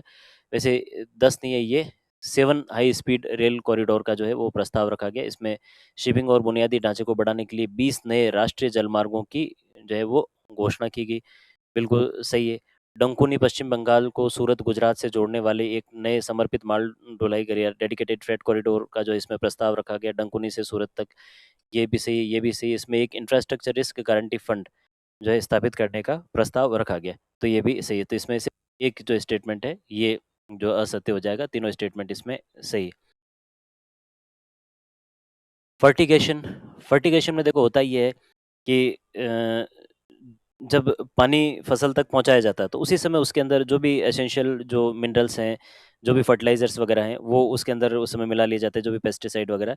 तो पानी के साथ ही जो पोषक तत्व है वो अगर सप्लाई कर दिए जाएँ तो बिल्कुल जो टारगेटेड जो रूट है जैसे ड्रिप वगैरह से इरिगेशन करते हैं, बिल्कुल सही जगह पहुंच जाए तो जिससे आसपास जो है ये खरपतवार वगैरह वो भी सब नहीं उगता है और ग्रोथ भी जो है वो फास्ट होती है। जो मिनरल्स हैं वो बिल्कुल सही समय पे सटीक जगह पर जो है वो पहुंच जाते हैं। तो ओवरऑल यहाँ पे इससे जो है जो पोषक तत्व है वो बिल्कुल सही तरीके से वितरित हो जाते हैं। तो फर्टिगेशन में क्या-क्या फ़ायदा होते हैं? पोषक तत्वों का समान वितरण होता है, श्रम लागत में कमी हो जाती है क्योंकि अब हाथ से और छाँटने की ज़रूरत पड़ेगी नहीं, तो एक अलग से मज़दूर की ज़रूरत नहीं, बस उसी के साथ वो मिक्स हो जाता है, बॉटल लग जाती है और आगे से आगे चलता रहता है। और खरपतवार वृद्धि में कमी, तो ये भी जो है वो सही। तो ये भई खरपतवार वृद्धि तो इसलिए नहीं होगी क्योंकि जब पानी ड्रिप से डायरेक्टली पौधे की जड़ में ही पहुँचाया जा रहा था, आस-पास वाले एरिये में पानी ही नहीं होगा, सूखा होगा, प्लस वहाँ पे पोषक तत्व नहीं होंगे तो खरपतवार नहीं बढ़ेगा। तो ये तीनों स्टेटमेंट इसमें सही हो जाएँगे। इलेक्ट्रॉनिक नेशनल कृषि बाज़ार ई-नाम, तो ई-नाम इलेक्ट्रॉनिक जो है ये तरीके से तो देश के विभिन्न राज्यों की जो एपीएमसीज़ हैं, मंडियाँ हैं, उनको आपस में जोड़ने के लिए एक योजना है। तो किसान अपने जो प्रोडक्ट्स हैं वो किसी भी मंडी में, देश की किसी भी मंडी में जहाँ उसे कॉम्पिटिटिव प्राइस मिले वहाँ पर बेच सके, उसके लिए जो है ये इनाम योजना जो है वो लाई गई। तो उसकी विशेषताएँ देख लेते हैं। ये कृषि उपजों के लिए एक ऑनलाइन ट्रेडिंग प्लेटफ़ॉर्म है, बिल्कुल सही है। इसे इलेक्ट्रॉनिक्स और सूचना प्रौद्योगिकी मंत्रालय के तहत जो है राष्ट्रीय सूचना विज्ञान केंद्र द्वारा जो है वो यहाँ संचालित किया जा रहा है। तो इसे इलेक्ट्रॉनिक और सूचना प्रौद्योगिकी मंत्रालय के द्वारा नहीं किया जा रहा है। इसे जो है स्मॉल फार्मर्स जो सोसाइटी है उसके द्वारा किया जा रहा है और कृषि मंत्रालय है उसी के अधीन ये आता है। तो कृषि मंत्रालय के द्वारा ही जो है इसको किया जा रहा है। ये कृषि उपजों के अंतर्राज्यीय व्यापार को बढ़ावा देता है। तो इंटर जो स्टेट ट्रेड है उसको बढ़ावा देता है। तो ये वाला स्टेटमेंट अपने वैसे गलत हो जाएगा। तो एसएफएसी के द्वारा जो है इसका इम्प्लीमेंटेशन किया जा रहा है जो अपने एग्रीकल्चर मिनिस्ट्री है उसी के अधीन ये आता है। बजट 2026-27 में घोषित भारत विस्तार जो है योजना, तो ये एग्रीकल्चर रिसोर्सेज के एक्सेस के लिए ये एक जो है योजना है। तो उसके तहत जितने भी जो एग्रीकल्चर रिसोर्सेज हैं उन सबको एक प्लेटफॉर्म से जोड़ने की और कोशिश की जा रही ताकि एआई वगैरह का यूज़ करके और कृषि में यहाँ ज़्यादा से ज़्यादा जो है कोऑर्डिनेशन वगैरह बिठाया जा सके और कृषि संसाधन वगैरह जो है इनका सही से यूज़ किया जा सके। तो कृषि क्षेत्र से संबंधित ये एक विस्तार योजना है। ठीक। फिर निम्नलिखित कथनों पर विचार कीजिए। तो डिजिटल कृषि मिशन किसानों को सब्सिडी और लाभों के लक्षित वितरण में मदद कर सकता है। बिल्कुल सही है। तो डिजिटल कृषि मिशन के तहत किसानों का जो है डेटाबेस तैयार करके और उनको जो ज़मीन है और उसके अकॉर्डिंगली उनको जो है लाभ और जो भी उनको सब्सिडी दी जानी है वो बिल्कुल सही जगह दी जा सकती है। ये भूमि जोत और फसल विवरण सहित किसानों के डेटा को एकीकृत डिजिटल डेटाबेस में एकीकृत करता है। ये भी बिल्कुल सही है और दोनों एक दूसरे के एक्सप्लेनेशन भी है। तो किसानों की जो भूमि है उसके अकॉर्डिंगली उनका पूरा एक डेटाबेस तैयार होता है। भाई किसी के पास 10 बीघा ज़मीन है, किसी के पास 20 बीघा ज़मीन है, तो उसी के अकॉर्डिंगली उसको सब्सिडी, उसको जो भी फ़ायदे मिलने वाले हैं, वो सारे आवंटित हो सकते हैं। तो ए और आर दोनों सही है और आर ए का सही एक्सप्लेनेशन भी है। तो इसका नंबर 1 जो है ऑप्शन सही हो जाएगा। भारत में आनुवंशिक रूप से संशोधित जेनेटिकली मॉडिफाइड जो क्रॉप्स हैं, उनसे संबंधित विचार कीजिए। बीटी कपास भारत में व्यावसायिक खेती के लिए अनुमोदित पहली आनुवांशिक रूप से संशोधित फसल थी। तो बिल्कुल सही है। बीटी जो मस्टर्ड है उसको लेकर तो काफ़ी विवाद भी चल रहे हैं। तो इसमें जो मेन कंसर्न है वो पर्यावरण को लेकर ही है। ये जो बीटी फसलें हैं इनसे पर्यावरण को काफ़ी नुकसान पहुँच सकता है। तो इसलिए ये जो काम है पूरा पर्यावरण मंत्रालय जो है वन और पर्यावरण मंत्रालय उसके द्वारा ही जो है अपने ये इम्प्लीमेंट किया जा रहा है। तो जीएम फसलों के पर्यावरण में प्रसार की अनुमति आनुवांशिक इंजीनियरिंग मूल्यांकन समिति द्वारा जो है वो दी जाती है। जो बिल्कुल जो जेनेटिक इंजीनियरिंग जो अप्रेज़ल कमिटी है उसके द्वारा जो है ये जीएम फसलों की अनुमति दी जाती है। और आनुवांशिक इंजीनियरिंग मूल्यांकन समिति कृषि और किसान कल्याण मंत्रालय के तहत जो है कार्य करती है। नहीं, ये किसान कल्याण मंत्रालय के तहत नहीं है, ये जो वन पर्यावरण मंत्रालय है उसके अधीन जो है ये आता है। तो ये ए और बी तो सही है, लेकिन सी अपने गलत है। निम्नलिखित में से कौन सी हाइड्रोपोनिक खेती है? हाइड्रोपोनिक खेती मतलब जो फसल है उसको डायरेक्टली पानी के माध्यम से ही उगाना, पानी में ही सारे न्यूट्रिएंट्स वगैरह सप्लाई करके, और उसमें मिट्टी वगैरह का कोई रोल नहीं होता है। इवन हम कई यूँ ऐसे वीडियोस वगैरह देखते हैं जिसमें यूँ मल्टी लेयर्ड जो है फसल की जाती है, एक के ऊपर एक ऐसे इस तरह से जो है यूँ पाइपों के थ्रू डायरेक्टली जो न्यूट्रिएंट्स वो पहुंचाकर, और सीधे जो है बिना मिट्टी की सहायता से इतने 3-3 4-4 फ्लोर तक जो है ये फसलें की जा सकती है। तो इससे कम स्पेस में बहुत लंबी चौड़ी खेती की जा सकती है, और चूंकि मिट्टी पर और जब निर्भर नहीं होते हैं तो इसमें जो न्यूट्रिएंट्स है वो डायरेक्टली जड़ों तक पहुंचते हैं, तो ऐसे में जड़ों का फैलाव भी कम होता है। जड़ें कम फैलेगी तो कम जगह पर जो है ज़्यादा फसलें बोई जा सकती है। तो ये जो है एक तरह से कम इस जगह में एक ज़्यादा खेती करने की विधि भी एक तरह से होगी। तो बिना मिट्टी के पौधे उगाना शामिल है, तो मिट्टी का यूज़ नहीं करके डायरेक्ट पानी के थ्रू ही न्यूट्रिएंट्स अवेलेबल करवाए जाते हैं। पोषक तत्व सीधे पानी में घुले होते हैं। पारंपरिक खेती की तुलना में इसमें अधिक भूमि क्षेत्र की आवश्यकता नहीं होती, इसमें अधिक भूमि नहीं चाहिए होती, इसमें तो बहुत कम भूमि में बहुत सारी खेती की जा सकती है। ये पारंपरिक तरीकों की तुलना में अधिक उपज देती है, बिल्कुल, क्योंकि न्यूट्रिएंट्स डायरेक्टली जो है घुले हुए जाते हैं, तो ऐसे में जो पौधे हैं उनको बहुत त्वरित तरीके से जो न्यूट्रिएंट्स मिल जाते हैं, तो प्रोडक्शन बहुत तेज़ी से बढ़ जाता है। निम्नलिखित में से कृषि उपज विपणन समिति एपीएमसी प्रणाली की आलोचनाओं में शामिल है। तो जो राज्यों की एपीएमसीज़ हैं उनके अंदर जो किसान सामान लेके जाते हैं, उनको जब वहाँ पर किसान को जब वो सामान बेचने होते हैं, तो वहाँ जो आड़ती होते हैं, उनके थ्रू किसान बोली लगाते हैं, और वहाँ जो रजिस्टर्ड ट्रेडर्स हैं, केवल वही खरीद सकते हैं, बाहर के दूसरे व्यापारियों को और खरीदने की अनुमति नहीं है। तो ऐसे में क्या होता है कि एक तरह से मोनोपोली बन जाती है, कार्टेल्स बना लेते हैं व्यापारी वगैरह, और किसान को जो उसकी फसल का उचित मूल्य नहीं मिल पाता है। तो इससे मंडियों का विकास भी नहीं होता, प्लस निजी क्षेत्र को इसमें जो इन्वॉल्व नहीं किया जाता, तो मंडियों की स्थिति बहुत खराब है। रखने के लिए, कहीं सामान रखने के लिए कोई जगह ही नहीं है, शेड्स टूटे पड़े हैं। बारिश आती है तो किसानों की फसलें पूरी भीग जाती है, और जो इंफ्रास्ट्रक्चर जो है पूरी तरह से यहाँ पे खत्म ही है एक तरह से। तो लाइसेंस प्राप्त व्यापारियों द्वारा स्थानीय एकाधिकार प्राप्त कर लिया जाता है इसमें। उच्च बाजार शुल्क और कमीशन, तो इसमें जो है मंडी फीस भी खूब सारी होती है। इवन कई राज्यों में वैट वगैरह भी लगा दिया जाता है, तो किसान को वो भी जो है चुकाने पड़ते हैं। भंडारण और बुनियादी ढांचे में निजी निवेश को हतोत्साहन जो है वो करना। तो ये भी इसमें सही है कि इसमें जो इंफ्रास्ट्रक्चर है, मंडी इंफ्रास्ट्रक्चर है, गोदाम वगैरह बनाने में, इसमें जो प्राइवेट सेक्टर है उसको इन्वॉल्व नहीं किया जाता, तो उससे मंडियों का इतना विकास भी नहीं हो पाया। कृषि लागत एवं मूल्य आयोग सीएसीपी के संबंध में निम्नलिखित कथनों पर विचार कीजिए। ये कृषि और किसान कल्याण मंत्रालय के तहत एक संलग्न कार्यालय, सही है ये। ये प्रमुख कृषि फसलों के लिए न्यूनतम समर्थन मूल्य की सिफारिश करता है, बिल्कुल सही है, ये सिफारिश ही करता है। कितनी 22 तो इसके अंदर जो है वो फसलें हैं जिन पर एमएसपी की रिकमेंडेशन दी जाती है, और जो गन्ने हैं उनके लिए जो है एफआरपी की रिकमेंडेशन दी जाती है, फेयर एंड रेन्यूमरेटिव प्राइस। तो जो है ये भी सही है, ये भी सही है। एमएसपी पर इसकी सिफारिशें भारत सरकार के लिए कानूनी रूप से बाध्यकारी नहीं है। तो भारत सरकार पर ये लीगली बाउंडिंग नहीं है कि वो एमएसपी पर ही जो है खरीदारी करे। तो ए और बी तो सही है, लेकिन ये गलत है। है ना? इसमें टोटल 22 फसलें हैं, जिसमें से 7 तो जो है वो अनाज है, 7 तिलहन है, और 5 दालें इसके अंदर जो है वो इंक्लूड है। 3 उसके अंदर जो है वाणिज्यिक फसलें हैं, जैसे कपास है, जूट है, खोपरा है, ये 3 उसके अंदर वाणिज्यिक फसलें आ गई। तो संजय अग्रवाल समिति का संबंध एमएसपी में सुधारों से संबंधित थी। संजय अग्रवाल जो समिति थी, तो एमएसपी में रिफॉर्म्स के लिए जो है इसको बनाया गया था, 2000 शायद 22 में बनी है ये। और इसमें ये रिकमेंडेशन मांगी गई कि एमएसपी को ज़्यादा पारदर्शी कैसे बनाया जा सके। किसानों को मतलब ऐसी कौन सी जो है मेथड से कैलकुलेशन किया जाए ताकि किसानों को उनकी फसल का ज़्यादा से ज़्यादा जो है वो मूल्य मिल सके। तो उसके लिए ये संजय अग्रवाल समिति बनाई गई एमएसपी पे सुधारों को लेकर। पीएम धन धान्य कृषि योजना के संबंध में निम्नलिखित कथनों के जो है इस पे हम विचार करते हैं। तो इसे वित्त वर्ष 2025-26 से शुरू होने वाली 6 वर्षों की अवधि के लिए अनुमोदित किया गया। बिल्कुल सही, 6 सालों के लिए जो है इसको यहाँ लॉन्च किया गया, और 2025-26 में इसे लॉन्च किया गया। 100 जिले इसको इसमें इंक्लूड करने, हालांकि इसमें कोई नई स्कीम नहीं है, इसमें पुरानी जो भी कृषि से संबंधित जो स्कीम्स हैं, उनको सही तरीके से किसानों तक पहुँचाना, उनका प्रॉपर्ली इम्प्लीमेंटेशन करना, ये मेन टारगेट है। तो उनको सही तरीके से किसानों तक जो है वो पहुँचा दिया जाए, ये इसके लिए जो है और हर स्टेट से कम 1 जिला तो शामिल होना ही चाहिए, ये भी एक टारगेट रखा गया। प्रत्येक राज्य से कम 1 जिला इसके अंदर शामिल किया जाना चाहिए। तो तीनों ही स्टेटमेंट इसमें अपने सही हो गए। निम्नलिखित में से कौन से फसलें न्यूनतम समर्थन मूल्य योजना के अंतर्गत शामिल नहीं है? कपास, जूट और जो खोपरा है ये तो कमर्शियल क्रॉप्स के अंदर इंक्लूड है। मूँगफली, तिलहन के अंदर जो है वो इंक्लूड है।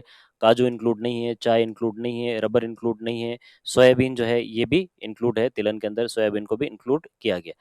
तो ये जो है 1, 2, 3 ये तीनों जो है इसके अंदर इंक्लूड नहीं है। सी, डी और ई। भारत में उर्वरक सब्सिडी के संबंध में निम्नलिखित कथनों पर विचार कीजिए। भारत में यूरिया और गैर यूरिया दोनों उर्वरक पोषक तत्व आधारित सब्सिडी योजना के अंतर्गत आते हैं। यूरिया और गैर यूरिया इन दोनों पर सब्सिडी का तरीका अलग-अलग है। यूरिया पर जो सब्सिडी दी जाती है, यूरिया सब्सिडी के तहत ही दी जाती है और इसमें जो सब्सिडी है, ये किसानों को डायरेक्टली ट्रांसफ़र ना करके और जो इम्पोर्टर्स हैं या जो उत्पादक हैं, उनको जो है ये सब्सिडी दी जाती है और सरकार के द्वारा एक एमआरपी तय की जाती है। उनकी कॉस्टिंग में और एमआरपी के बीच में जो फ़र्क है ना ना किसान के जो है फार्म तक जो यहाँ जो रेट है उसमें और उसके उत्पादन की जो कीमत में जो फ़र्क है, ये सरकार के द्वारा सब्सिडी के माध्यम से ये सब्सिडी किसको अवेलेबल करवाई जाती है? डायरेक्टली जो प्रोड्यूसर्स हैं या जो इम्पोर्टर्स हैं, उनको प्रोवाइड कराई जाती है। किसान को तो जो है उतनी ही कीमत चुकानी है जो इसकी तय की गई। तो यानी ये सब्सिडाइज़्ड रेट पे ही डायरेक्ट किसान तक पहुँचाई जाती है। तो यूरिया की सब्सिडी इस प्रकार दी जाती है। बाकी दूसरे पोषक तत्वों में जो है सरकार जो है उसमें जो पोषक तत्वों की क्वांटिटी के आधार पर जो फैक्ट्रीज़ हैं, उनको ये सब्सिडीज़ अवेलेबल कराती है और वो फैक्ट्रीज़ के ऊपर डिपेंड है कि वो उनकी प्राइसेज़ जो है वो कैसे तय करते हैं। उनको जो उनकी कॉस्टिंग है वो सरकार कम से कम करने की कोशिश करती है कि जो उनकी पर टन जो भी कॉस्ट आ रही है उसमें सरकार एक सब्सिडी देकर और उनके खर्चों को जो है सरकार कम करती है ताकि वो प्राइसेज़ को कम रखे। तो ये दोनों में सेम नहीं है, दोनों में अलग-अलग है। तो उर्वरक और जो गैर यूरिया और यूरिया जो उर्वरक है, इनमें पोषक तत्व आधारित सब्सिडी दोनों में नहीं है। उर्वरकों पर सब्सिडी सीधे प्रत्यक्ष लाभ हस्तांतरण के माध्यम से किसानों को दी जाती है। नहीं, अभी-अभी मैंने बताया यूरिया में जो है किसको दी जा रही है, जो प्रोड्यूसर्स हैं और जो इम्पोर्टर्स हैं उनको दी जा रही है। सब्सिडी वाले उर्वरक की मात्रा किसान के स्वामित्व वाली कृषि भूमि के आधार पर ना इससे कृषि भूमि के साइज़ से कोई लेना-देना नहीं है। जो यूरिया वगैरह है वो किसान अपनी जो उसकी जो रिक्वायरमेंट है उसके हिसाब से जाके वहाँ से खरीद के ला सकता है। उसमें कोई मात्रा अभी निर्धारित नहीं की गई है साइज़ के हिसाब से। तो तीनों ही ऑप्शन इसके अंदर गलत हो जाएँगे। भारतीय कृषि के संदर्भ में निम्नलिखित कथनों पर विचार कीजिए। भारत में कुल परिचालन जोतों में लघु और सीमांत किसानों की हिस्सेदारी 3/4 से अधिक है। बिल्कुल सही है। 85% से अधिक किसान जो है हमारे यहाँ स्मॉल और मार्जिनल फार्मर्स हैं, जिनकी भूमि जो है वो बहुत कम है, 2 एकड़ से भी कम ज़मीन वाले किसान भारत में ज़्यादा हैं। भारत के कुल जल खपत का लगभग 80% हिस्सा जो है कृषि क्षेत्र में उपयोग होता है। ये भी बिल्कुल सही है। तो स्पेशली भारत में इस चीज़ को लेकर काफ़ी चर्चा रहती है कि हम लोग जो है वाटर इंटेंसिव क्रॉप्स बहुत ज़्यादा बोते हैं, जैसे गन्ने वगैरह जो होते हैं, तो इसमें पानी की जो मात्रा बहुत ज़्यादा चाहिए होती है। प्लस जो सिंचाई के जो तरीके हैं, वो भी ज़्यादातर भारत में अभी भी तरीके जो नालियों से और सिंचाई होती है, वो ज़्यादा है। तो उसके लिए जो ड्रिप इरिगेशन वगैरह है, उसको बढ़ावा देने की कोशिश की जा रही है। तो ज़्यादातर पानी का हिस्सा अपने किसमें इरिगेशन के लिए ही चला जाता है। तो दोनों ही स्टेटमेंट इसमें सही हो जाएँगे। तो ए और बी दोनों स्टेटमेंट सही है। निम्नलिखित में से किन उत्पादों में भारत ने आत्मनिर्भरता प्राप्त नहीं की है? अगर दालों की बात करें तो भारत दालों में दुनिया का सबसे बड़ा प्रोड्यूसर है, लेकिन जितना हम उत्पादन करते हैं, पूरा का पूरा जो है वो जिम भी लेते हैं, तो दाल रोटी खाओ प्रभु गुण गाओ वाली स्थिति है। तो दालें जो है लगभग अपने सारी हम खुद ही खा जाते हैं, उसके अलावा दुनिया भर की हम इम्पोर्ट भी कर लेते हैं और सबसे बड़े इम्पोर्टर भी हैं। सबसे ज़्यादा प्रोड्यूस भी करते हैं और सबसे ज़्यादा इम्पोर्ट भी कर लेते हैं दालें जो है। तो इसके लिए फिर अभी आत्मनिर्भरता इन पल्सेस जो योजना है वो हमने लागू की। इस बार वाले बजट में सरकार ने ये कोशिश की है कि भई एटलीस्ट दाल तो कम से कम अपनी पैदा करके जो है वो खाई जाए। दालें तो बाहर से मँगाने की नौबत ना आए। तो ये दालें जो है अभी भी हम आत्मनिर्भर नहीं हैं। खाद्य तेल में भी हम जो है दुनिया के शीर्ष उत्पादकों में से हैं, लेकिन फिर भी अपने कचौरी समोसे खा-खा के हमने सारा खाद्य तेल निपटा दिया। तो खाद्य तेल भी हमें मैक्सिमम इम्पोर्ट ही करना पड़ता है। उर्वरक तो अपना ज़्यादातर इम्पोर्ट ही होता है। यूरिया और डीएपी ये सारे जो है अपने जो है इम्पोर्ट ही होते हैं और स्पेशली जो है ये यूरिया तो ज़्यादातर हम इम्पोर्ट ही कर रहे हैं। तो तीनों ही क्षेत्रों में हम आत्मनिर्भर अभी नहीं है। कोशिश की जा रही है कि हम जहाँ तक हो सके इनमें आत्मनिर्भर बनें। इसीलिए सरकार जो है अभी ऑर्गेनिक फार्मिंग को भी बढ़ावा दे रही है, ताकि ये जो यूरिया वगैरह पे जो हम इतना पैसा खर्च कर रहे हैं, जो साल के लाखों करोड़ रुपए यूरिया और इनको इंपोर्ट करने में खर्च होता है, तो वो बचे। 18 बिलियन के आसपास डॉलर के बिल बन रहे हैं। तो मेरा युवा भारत के संदर्भ में निम्नलिखित कथनों पर विचार कीजिए। मेरा युवा भारत भारत सरकार के युवा मामले एवं खेल मंत्रालय के अधीन एक स्वायत्त निकाय है। 31 अक्टूबर 2023 को इसकी शुरुआत हुई है और ये युवा मामले और खेल मंत्रालय के अधीन ही है। यह युवाओं को कौशल विकास के अवसरों से जोड़कर उन्हें शामिल करने और सशक्त बनाने के लिए एक राष्ट्रीय तकनीकी आधारित प्लेटफॉर्म के रूप में कार्य करता है। ये भी सही है। अभी जो है एक मेरा माई युवा जो एक ऐप भी लॉन्च किया गया है, तो अभी रिसेंटली एक ऐप भी इसके तहत जो है वो चल रहा है। तो ये तीनों ही स्टेटमेंट इसके हमारे सही हो जाएंगे। अक्टूबर 2025 में शुरू की गई पीएम सेतु योजना।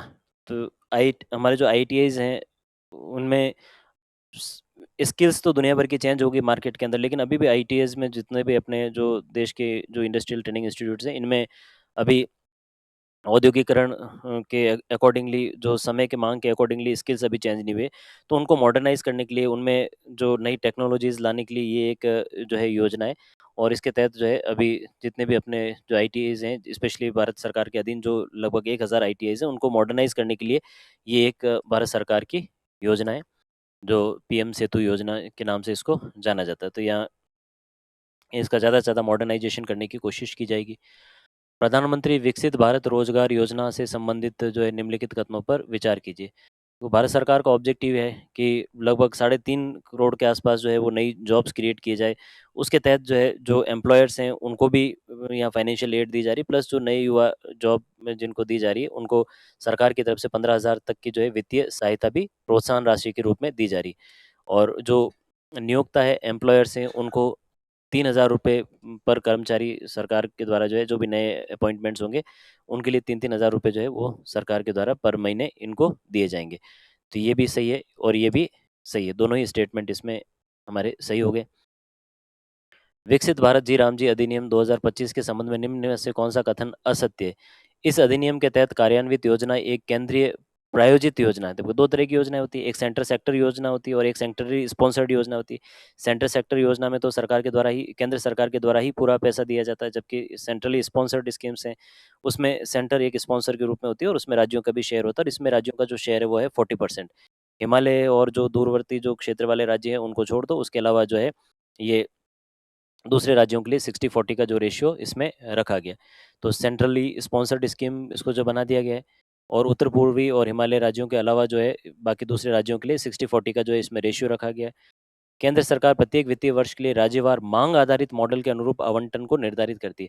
देखो, मांग आधारित मॉडल में समस्या ये रहती है कि जो डिमांड्स हैं वो उसके अंदर अनसर्टेनिटी ज़्यादा रहती है, तो ऐसे में बजट में फ्लक्चुएशन ज़्यादा आ जाते हैं। तो इसकी बजाय जो है एक नॉर्मेटिव जो एलोकेशन है वो अगर कर दिया जाए कि एक जो नॉर्म्स बना कर के भाई इतने पैसे इस इतने जो है लेबर्स के अकॉर्डिंगली यहाँ सरकार को आवंटित किए जाएँगे, तो वो ज़्यादा सही है। तो ये जो है माँग आधारित ना होकर ये मानक आधारित मॉडल जो है, स्पेशली अगर हम नॉर्मेटिव जो मॉडल है उसके आधार पर जो है ये पैसा दिया जाता है। तो ये एक मानक जो है ये पैसा इसमें दिया जा रहा है। बेरोज़गारी भत्ते का वहन राज्य सरकार द्वारा किया जाएगा, सही है। तो इसमें जो ज़िम्मेदारी राज्य सरकार की तय की गई। तो ये 3 ऑप्शन सही हो जाएँगे, ये वाला ऑप्शन इसमें गलत हो जाएगा। PM street vendors Atmanirbhar Nidhi scheme के पुनर्गठन के संबंध में जो है निम्नलिखित कथनों पर विचार कीजिए। ऋण अवधि को 31 मार्च 2030 तक बढ़ा दिया गया है, सही है। पहली किश्त की राशि 10,000 से बढ़ाकर 15,000 कर दी गई। फर्स्ट इंस्टॉलमेंट जो है वो कितनी दी जाएगी? 10 की जगह जो है 15,000 जो है वो कर दी गई।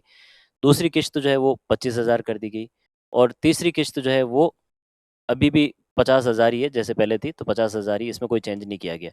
तो 15,000, 25,000 और 50,000 की जो ये इंस्टॉलमेंट जो पे की जाएगी, और इसके लिए अब यूपीआई लिंक्ड एक रुपए क्रेडिट कार्ड जो है वो दे दिया जाएगा स्ट्रीट वेंडर को, और वो उससे वो पैसे निकाल सकते हैं। तो ये ए और सी तो सही है, और ये वाला अपने गलत हो जाएगा। 10 से 20,000 नहीं, 10 से 15,000 इसमें अमाउंट कर दिया गया।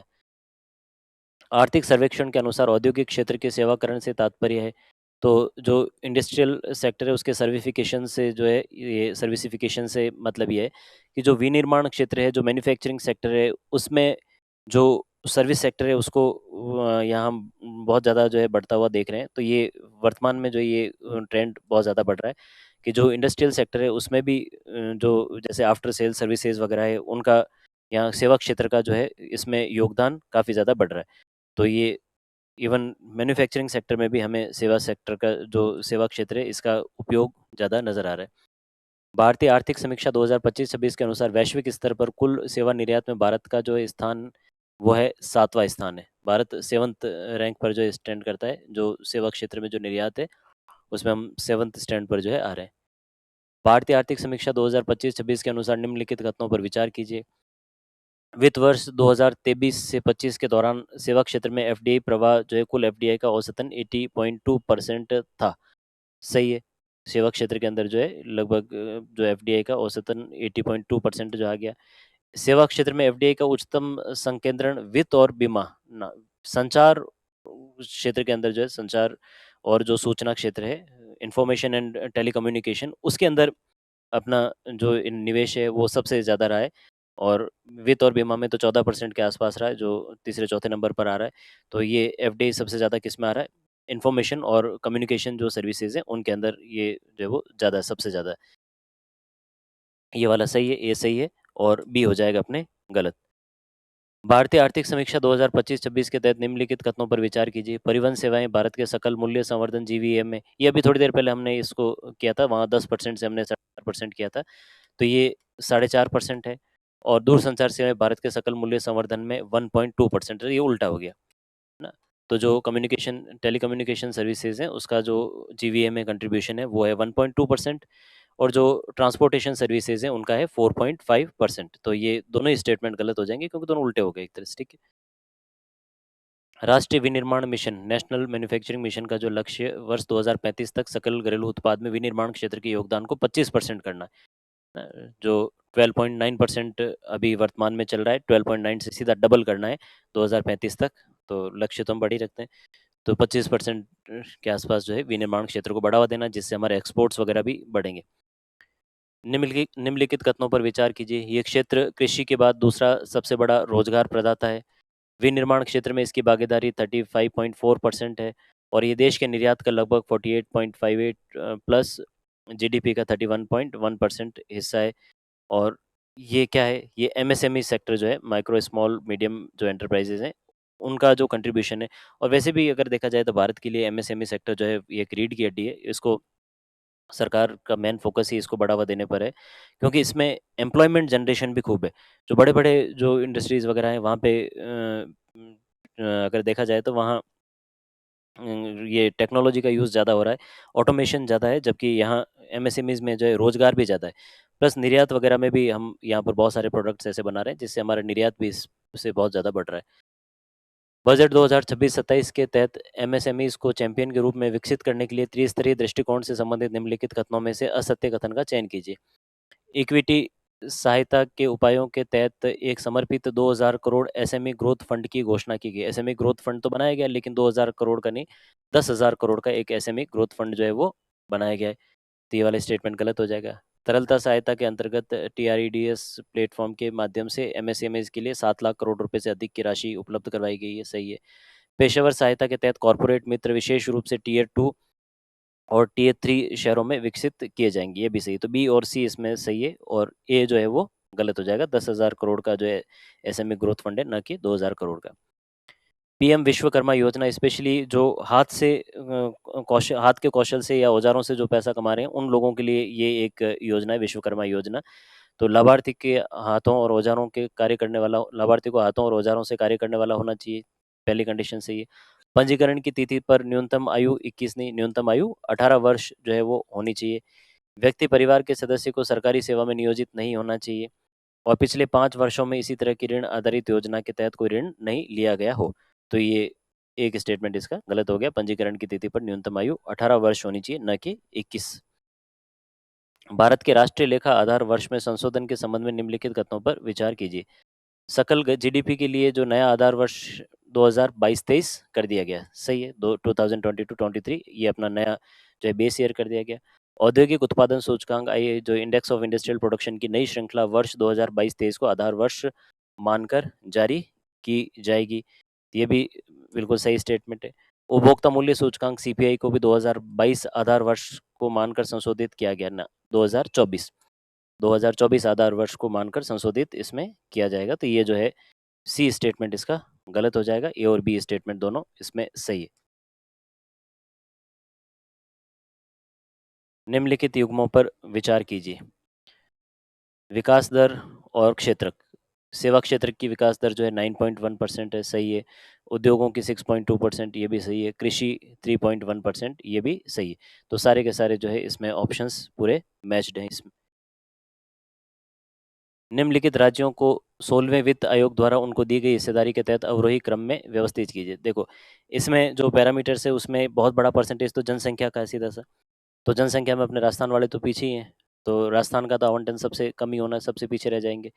तो सबसे आगे तो है उत्तर प्रदेश, वैसे नंबर 1 पे 17.5% के आसपास जो है उसको आवंटन किया गया। फिर सेकंड नंबर पे अपने बिहार आ जाता है, 9% के आसपास उसका जो है। तो बिहार, बिहार के बाद फिर मध्य प्रदेश, मध्य प्रदेश के बाद पश्चिम बंगाल, फिर महाराष्ट्र, फिर राजस्थान। तो इसमें ऑप्शन हो जाएगा अपने डी, बिहार, फिर उसके बाद मध्य प्रदेश, फिर उसके बाद पश्चिम बंगाल, ये हो जाएगा 3, महाराष्ट्र 4, 5। तो डी, ई, सी, ए, बी। तो डी, ई, सी, ए, बी ये ऑप्शन हो जाएगा आवंटन के हिसाब से, जो फाइनेंस कमीशन की जो ये लोकेशंस है। भारत सरकार के बायोफार्मा शक्ति योजना के संबंध में निम्नलिखित कथनों पर विचार कीजिए। इसके माध्यम से सरकार का उद्देश्य भारत को एक वैश्विक बायोफार्मा विनिर्माण केंद्र के रूप में विकसित करना है। बिल्कुल सही है। और इसे अगले 5 वर्षों में 10,000 करोड़ रुपए के परिव्यय के साथ प्रारंभ किया जाना है। तो ये भी सही है, 10,000 करोड़ के इसमें फंड का एलोकेशन किया गया है। और बायोफार्मा को जो है बढ़ावा देना और एक वैश्विक हब के रूप में इसको विकसित करना, ये भारत सरकार का उद्देश्य है। भारत सरकार के शी मार्ट्स मिशन के संबंध में निम्नलिखित कथनों पर विचार कीजिए। सेल्फ हेल्प एंटरप्रेन्योर्स जो है उनकी बात की जा रही, शी मार्ट्स। तो शी मार्ट्स में शी का अर्थ तो स्वयं सहायता उद्यमी है, सही। सेल्फ हेल्प एंटरप्रेन्योरशिप इसका जो है मतलब निकलता है। इसके माध्यम से सरकार का उद्देश्य ग्रामीण उत्पादन और शहरी उपभोग के बीच में अंतर को कम करना है। सही है। स्पेशली रूरल सेक्टर में जो है ये जो सेल्फ हेल्प ग्रुप्स को बढ़ावा देकर और ये प्रोडक्शन बढ़ाना, ये मेन उद्देश्य है। इसकी पात्रता में वे महिलाएं शामिल है जो नेशनल रूरल जो लाइवलीहुड मिशन के तहत पंजीकृत हैं, उनको इसमें जो है शामिल किया जा रहा है। तो ये भी सही है। तीनों ही ऑप्शन इसके अंदर सही हो जाएंगे। तो शी मार्ट्स वाला जो है ये ऑप्शन सही है, ये भी तीनों ऑप्शन इसमें सही हो गए। लाइफस्टाइल फॉर एनवायरनमेंट के संबंध में निम्नलिखित में से कौन सा कथन असत्य है? मिशन लाइफ पर्यावरण के लिए जीवन शैली का शुभारंभ प्रधानमंत्री द्वारा 20 अक्टूबर 2022 को किया गया था। सही है। यह भारत के नेतृत्व में एक वैश्विक जन आंदोलन है जिसका उद्देश्य पर्यावरण की रक्षा और संरक्षण के लिए व्यक्तिगत एवं सामुदायिक कार्रवाई को प्रोत्साहित करना है। भारत ने जलवायु परिवर्तन से निपटने के लिए कॉप 27 में साझा किया ना, कॉप 26 में जो है इसको साझा किया गया इस मिशन को। भारत अपने राष्ट्रीय स्तर पर निर्धारित योगदान एंड जो है उसमें लाइफ को शामिल करने वाला पहला देश है। तो ये भी सही है। तो ये एक ऑप्शन इसमें ये गलत हो गया। कॉप 27 नहीं, कॉन्फ्रेंस ऑफ पार्टीज जो है ये 26 है। तो ये अपने हो गए सारे के सारे क्वेश्चन कंप्लीट। तो इनको जो है जो डेटा है उनको थोड़ा सा यूँ एग्ज़ाम से पहले एक बार ज़रूर देख लें, क्योंकि अगर लंबा समय निकल जाता है तो डेटा मिक्स हो जाता है। तो डेटा वाले जो क्वेश्चंस हैं इनको एक तरफ रखना है। एग्ज़ाम से पहले इस पेपर को एक बार पूरा वापस रिवाइज़ करके जाना है, ताकि ये वाले जो इम्पोर्टेंट डेटाज़ हैं एटलीस्ट ये तो अपने दिमाग में रहें। तो ठीक है, तो डेटा वाला जो पार्ट है ये निगलो और उगलो वाला जो है ज़्यादा पार्ट होता है, और ये ज़्यादा लंबे समय तक इसको याद करने की वैसे ज़रूरत भी नहीं होती। प्रीलिम्स में अपने ज़्यादा काम आते हैं, तो इसको उस समय जो है आप वापस एक बार देखकर और एग्ज़ाम में आराम से करके आ जाओगे। 1-2 दिन आराम से ये चीज़ें याद रहती है। तो लास्ट मोमेंट के लिए थोड़ा-सा टाइम बचा के रखें कि प्री से पहले मुझे लगभग इतना टाइम जो economic survey Rajasthan, economic survey India, इन दोनों के लिए जो डेटा के लिए अलग से चाहिए होगा, तो वो उस समय एलोकेट करने के लिए जो है अभी अपने पास टाइम मैनेजमेंट इसके लिए होना चाहिए, ताकि दूसरे सब्जेक्ट अभी कर लें तो ये टाइम हम लास्ट में वहाँ पे दे सकते हैं, और वहाँ से क्वेश्चंस भी ज़्यादा आते हैं। तो वो उसका हमें जो एक स्ट्रेटेजिकली फ़ायदा उठाना है। ठीक है, चलो मेहनत करते रहो। All the best.